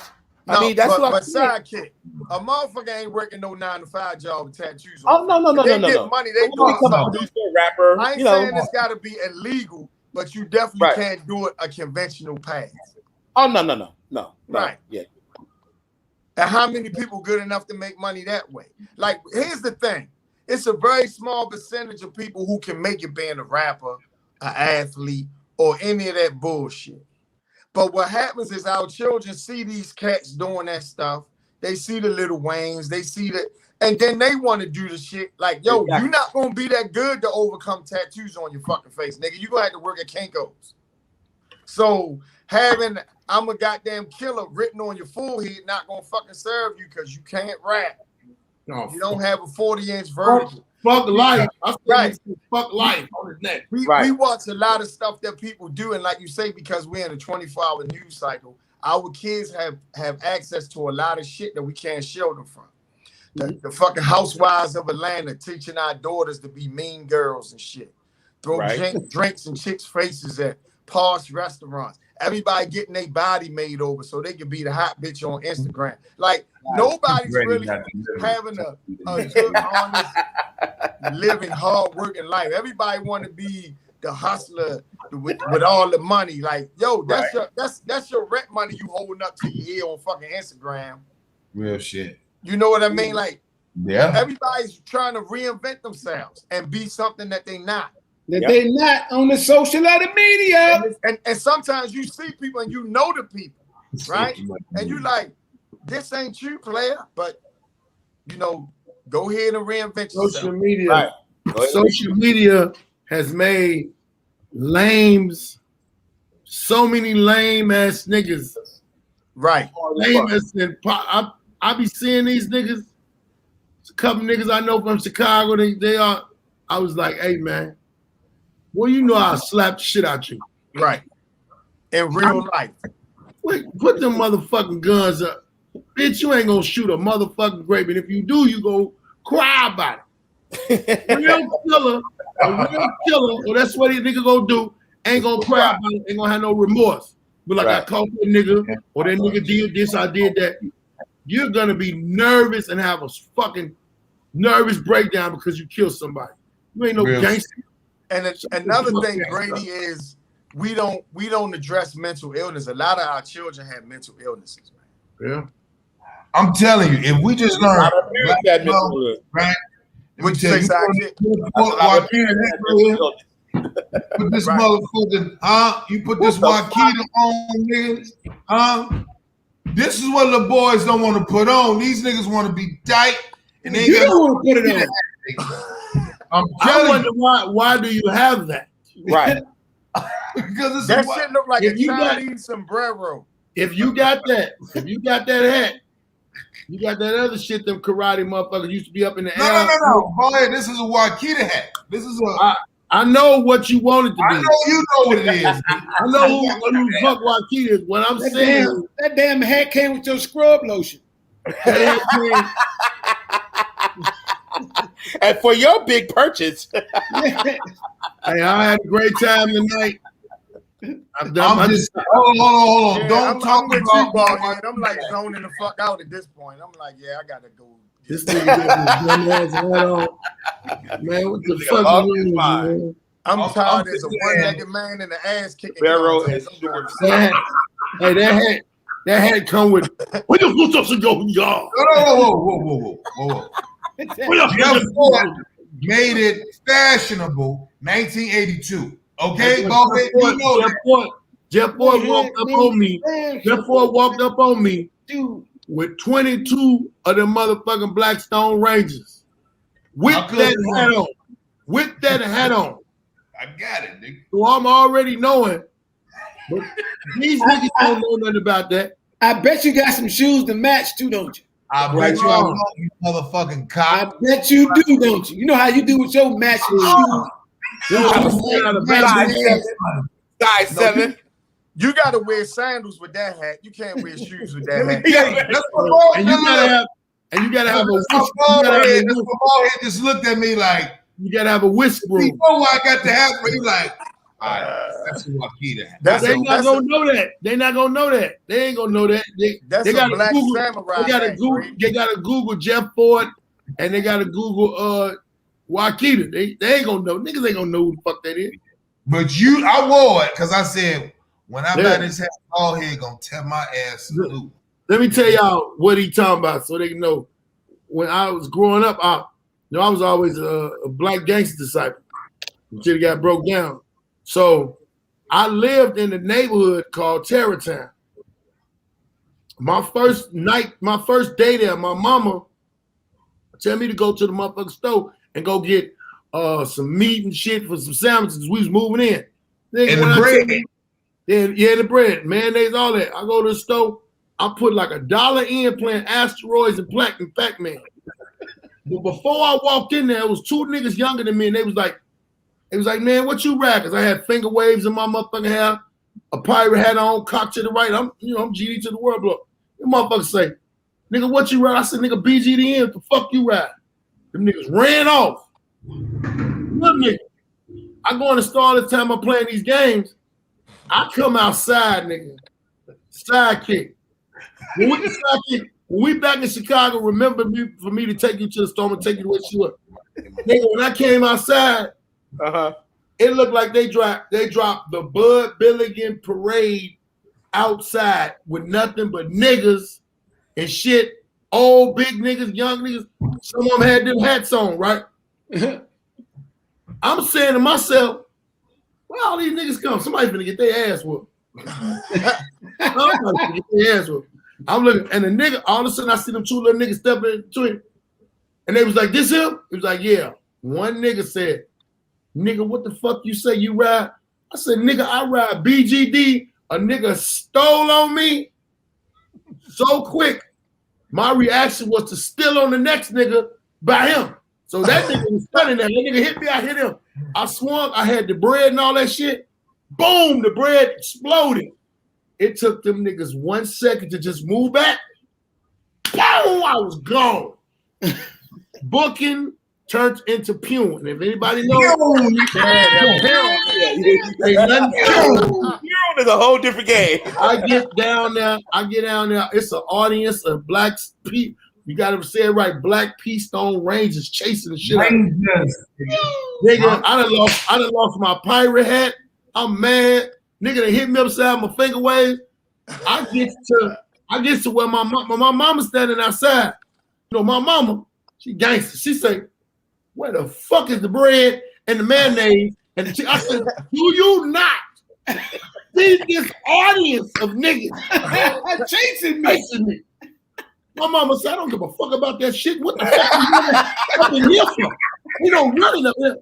Now, back then, it was a different story with dudes. Niggas had respect. You know, that was, man, right, they see your mama, they chill, right. Nigga, I'm thinking like they gonna walk away. My mama said, what is y'all? She said, we Blackstones. And your son, they said, my son, we moving in here, so y'all gonna fight until it's over with. I looked at her like, is you finna help me? Do you see how many? My mama said, y'all gonna go 1-on-1. My cousin and my uncle was out there. So I had some older motherfuckers, but they wasn't all like that. Nigga, I fought 3 motherfuckers got him. That at the end of that 3rd motherfucker, the asthma started kicking in. I lost that motherfucker for a fight. I ain't even gonna lie. Right now, my man here, motherfucker poet to be selling shirts. It was a big old nigga, but at that time, they respected me. Now I'm standing there chilling. All of a sudden, 20 more motherfuckers come around the corner. And one of them wearing that motherfucking hat. That was my first time, and probably one of the last 15 times I had seen Jeff Ford, the chief of the El Rook and Chief Malik, free. Yeah. And when he knew my mother, because he knew my father. My father was a gangster. Mm-hmm. He told the Blackstone Rangers, he said, he'll never have no problem over here. If he do, it's gonna be 1-on-1. Ain't gonna be no jumping. And he told me, don't never disrespect the mob over here, and don't never wear your hat a certain way. I lived in Terrortown till I was like 18. And I had yes, Lord, I had problem, but Jeff Ford was a respected dude, man. Very. So the reason why I got that hat, he put that hat on. He on some bullshit. He know I know. So for those who don't know, that's the inside Chicago joke. All the Chicago niggas that fuck with the street shit, they know what that hat means. It ain't no joke. So people don't know, the Blackstone and the El Rookins, they wore that hat. You had to be with them. You couldn't be a gangster disciple with that brim on. Or you had to be, you was about self-worth, about African knowledge. And they knew martial arts. They knew martial arts like crazy. Yeah, you have to know how to fight. So when I saw it today, my man, I always get my oils and my shea butter. He was like, yo, Shot-Town, I got something for you. And he was like, Marquis. And it was a whole bunch of is that the same place you get your Let's not run. Come on, go. Back. You get your oil and your shea butter. Let me tell you something, Antoine. Let me tell you something. This nigga, man. African shea butter. You better not never go to jail. Glow, you better not never go to jail. Your fucking skin so soft, nigga. You better not never go to jail. Hey, it's gonna be a big old greasy nigga gonna be rubbing on your shoulder. He gonna say, "Did you used to be a model? You used to be a model." And your elbows. Hey, you ever go to jail? Radio said, touchy subject. I'm gonna leave that alone. Bovid 20. He one of the guys. When a nigga put 20 up, he one of the guys. So he said it's a touchy subject. He gonna leave that alone. You know what I'm saying? It's just certain shit. So when you put that on, you get that shea butter. How you get that frankincense and myrrh? I'm gonna get you some, Twan. You want some frankincense and myrrh? I'm good. Oh yeah, I know what you're talking about, Bovid. Yeah, Bovid know. He know. So listen here, man. We had a good motherfucking time today, man. We got personal. Oh, it's time to go. Huh? No, it's time to go. It's time. Went so fast. Yeah, because we professionals, so we know what the fuck to do. So Larry, what you got, Larry? What you got, brother? What you got coming up? Where the people can find you at, brother? This Thursday, if you're in Baltimore, I'm gonna be starting at once a month on Thursdays at the Terra Cafe. So that's this Thursday at the Terra Cafe, and then of course Saturday is the radio show. Throwback Saturdays with Larry Lancaster, WEAA.org. If you want to listen on your phone or streaming device, it's WEAA.org. And that's every Saturday from 10 to 12, Throwback Saturdays. Love that nigga. Antoine Cop Scott, what you got, nigga? What have been flying you from? I'm arresting everybody I can find. That no Grady. They got a hat on like that. You don't like my hat, Antoine? Fine shea butter and you love house. Everybody got a beard like yours, Grady. They're getting a citation. That's a dirty nigga. Antoine gonna go out and talk about, let me see your elbows. Is that shea butter? That's not gonna be no shea butter. Oh, what you got? Sidekick, you cut the shit, man. You hush. I got a scrub. No ball here. A sugar scrub, man. A sugar scrub. A sugar scrub. Go ahead, Antoine. Where the people can find your ass at? You can find me on all these crazy ass look at your videos I do on my Instagram, the Antoine Scott. You see it. Yeah. Come on with it. Fan page on Facebook, comedian Antoine Scott. Also on my Diamond, he always YouTube channel, comedian Antoine Scott. Come on, follow, brother, man. Check out some funny stuff. Hey, DJ Sidekick. Grady, real quick. Go I ahead. just want to say thank you. Just want to say thank you to Tasha. She said the show be bumping on Saturday, so thank you, Tasha Newsom. Oh yeah, Tasha fuck with you. You know, Tasha one of them. She fuck with Grady. She one of them niggas that be like, if it's ass, it's ass. But if it's nice, she gonna let you know. So salute to Tasha, man. She the one came up with she the one pinned the Grady gang in the building. I know that gang. So, I go there. So Sidekick, talk to the people, man, where they can find your ass at with your shitty turntables and your fucking Jordans. And I hate you. I hate Jordans, motherfucker. Yo, your favorite DJ, what? Favorite DJ on everything. This week on Wind Me Down Kick, Zoom, we have Esau McGraw. Esau. My man, Esau. Yeah. Esau coming up. Next week, we got Ron G. We got First Impressions on Zoom, 7 p.m., 8 p.m. And then we got Virtual Chocolate Sundays on Sundays. And Grady, again, I'm telling you right now, if your black ass walk out on that first tour with your knees out, it's going to be issues and problems, okay? We be away. Let me tell you. Beating your Sidekick. I got a fire outfit. You and Baldhead gonna be mad than a motherfucker. Listen, Sidekick. Get these out. I don't give a fuck if you got jeans on with the. I don't give a fuck if my knees out, nigga. I ain't gay, nigga. What the fuck you talking about? Is that the one you talking about with your back? But your knees will be gay if they're out. With your back will be out? The one you was telling me about? You got that motherfucker shoulder. First of all, Grady, he got that blue jeans jacket with the shoulders out. You be wearing that with your knees out. Kill it with the shoulders. I'm Larry. I'm not wearing shit with my Wait, knees it's out. gonna be like this. It's gonna be great. One shoulder out. Come jacket. He gonna try. He gonna come back there. Where your daddy at? I got us all some jackets, fellas, and the shoulders are out. Y'all dirty little motherfucker. Y'all dirty, man. Y'all dirty. They gonna start. Nigga, where your daddy at? They gonna start calling us Grady and the shoulderettes. Hey, Grady. What could you possibly be wearing on stage where your knees out? What you telling jokes and biting shorts? Like, I don't understand. Don't listen to Sidekick. 357, Oaktown. Larry, the coldest shit is, though, the nigga knees gonna be so moisturized, he gonna come on stage and slide out and be like, hey! Alpha male today. Oh, dirty. Go ahead, boy. Where people can find you at, nigga? All right. Let me see.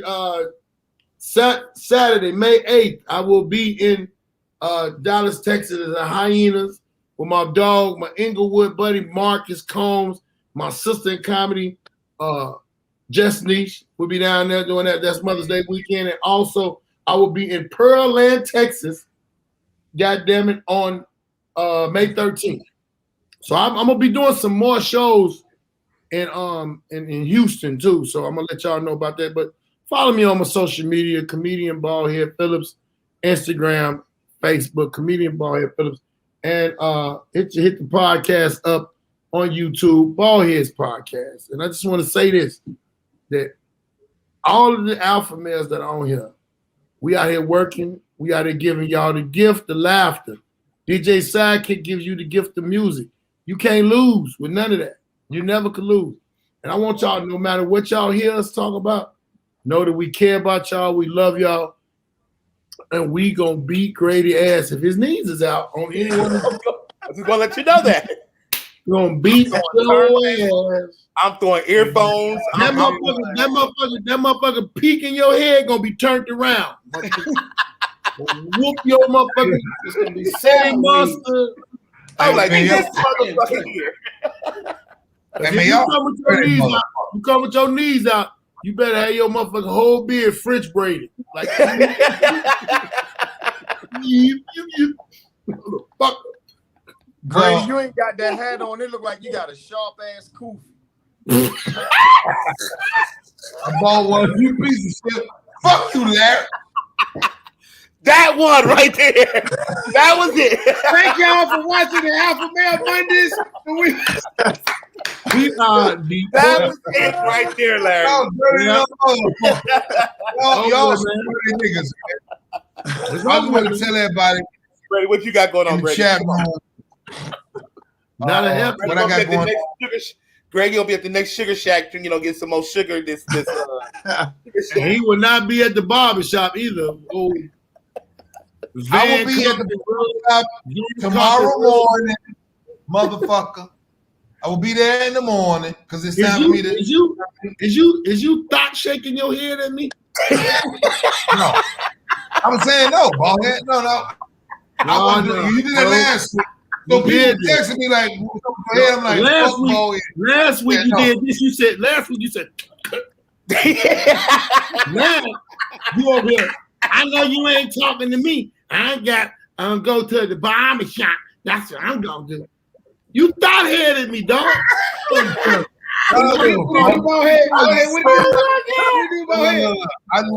want to tell everybody. Talking about me because I'm going to the barber shop. Listen, I want to tell everybody. Hey, ballhead. And then after that, he said, and after he did all that, he said, and when you coming to pick up your son?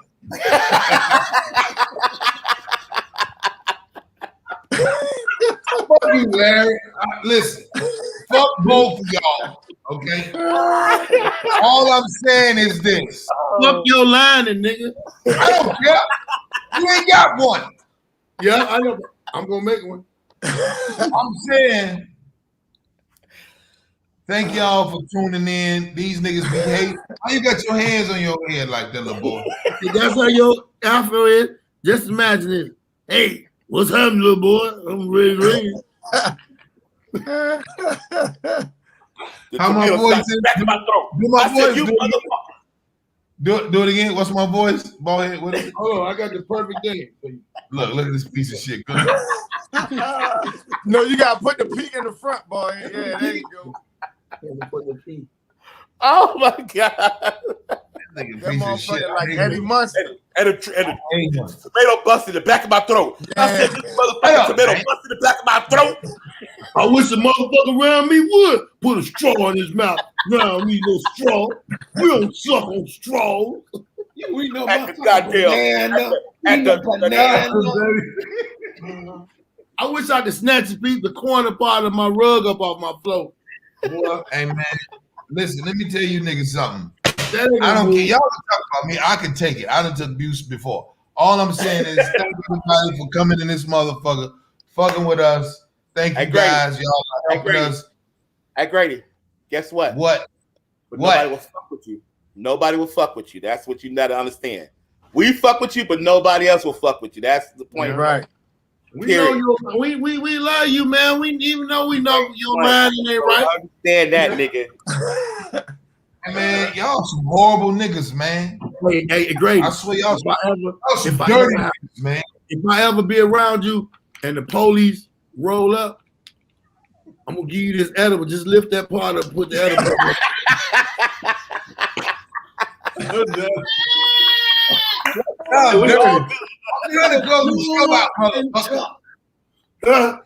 That's it. Like I want to thank everybody. Hey, great. Tuning that in. shit like leaving. What, Larry? Damn. What? That shit like leaving the key under the house mat.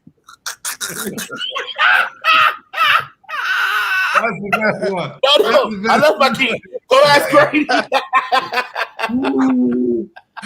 So look, people. July 7th, we out for a minute. Kansas City, July 7th. July 9th through the 11th. I'm gonna be in the motherfucking Legends Comedy Club in Kansas City. It's my first comedy show outside of the COVID shit. So get the tickets now if you're in the Kansas City area. It's my first time there. So let's make sure that these people know that, Alpha Nation will be in the building. As well as like, share, subscribe to tonight. Like, share, subscribe, comment to Alpha Nation. I thank you people for tuning in to us every Monday. You don't have to do this. I think we had like 120 people in here tonight, and it's constantly building. I'm glad that Baldhead, Larry, Sidekick, Antoine Scott, these brothers, these niggas is like brothers to me. You know what I'm saying? So thank you guys for allowing us to have fun and entertain you on your Monday, because you ain't have to fuck with us, but you just be like, shit, I ain't doing shit anyway. So damn. Yeah, they ain't doing shit anyway. Tasha, BAD yeah, they ain't fucking with us. But I'll say this. Appreciate everybody. I can't wait. We trying to get the Alpha Male Comedy Tour hour special. We don't know what city we're gonna pick, but I think Baltimore might be the city, or Detroit, or Minnesota. So if you guys are fucking with us, you already know what's going to be when we come on. You already see what the content is. You already see what the likability is about and the marketing. Yeah, they ain't seen the show. They ain't seen the show. Whenever we come to y'all town, I'm gonna have a day thing for coffee, because I'm the coffee head of the group. And if y'all come through, we're gonna rate everything. And I want you to bring me edible. I'm gonna have a relationship brunch, so make sure. Gotta stay on the couch. Relationship brunch. We doing a motherfucking brunch. I'm gonna sit over there with the people owning the place. From 12 to 3:30. 12 to 3:30. Brady's gonna have a day spa party. Y'all can talk about different shit. I want to tell all the niggas. They're not gonna do it. Scrub. You can scrub once a month, once or twice a month. That's it. You don't need to do it every week, every day. What you be scrubbed? I just told you earlier, nigga. Your elbow, knees, and feet. And what are you scrubbing off? You're scrubbing something off your elbow. What's on your elbow? We might need to know that so we can understand. What do you have on your elbow? Needs to be scrubbed off. Man husk, nigga. Come on, man. I'm gone, man. Get the fuck out of here, man. Get the fuck out of here. I'm out. What is this nigga talking about?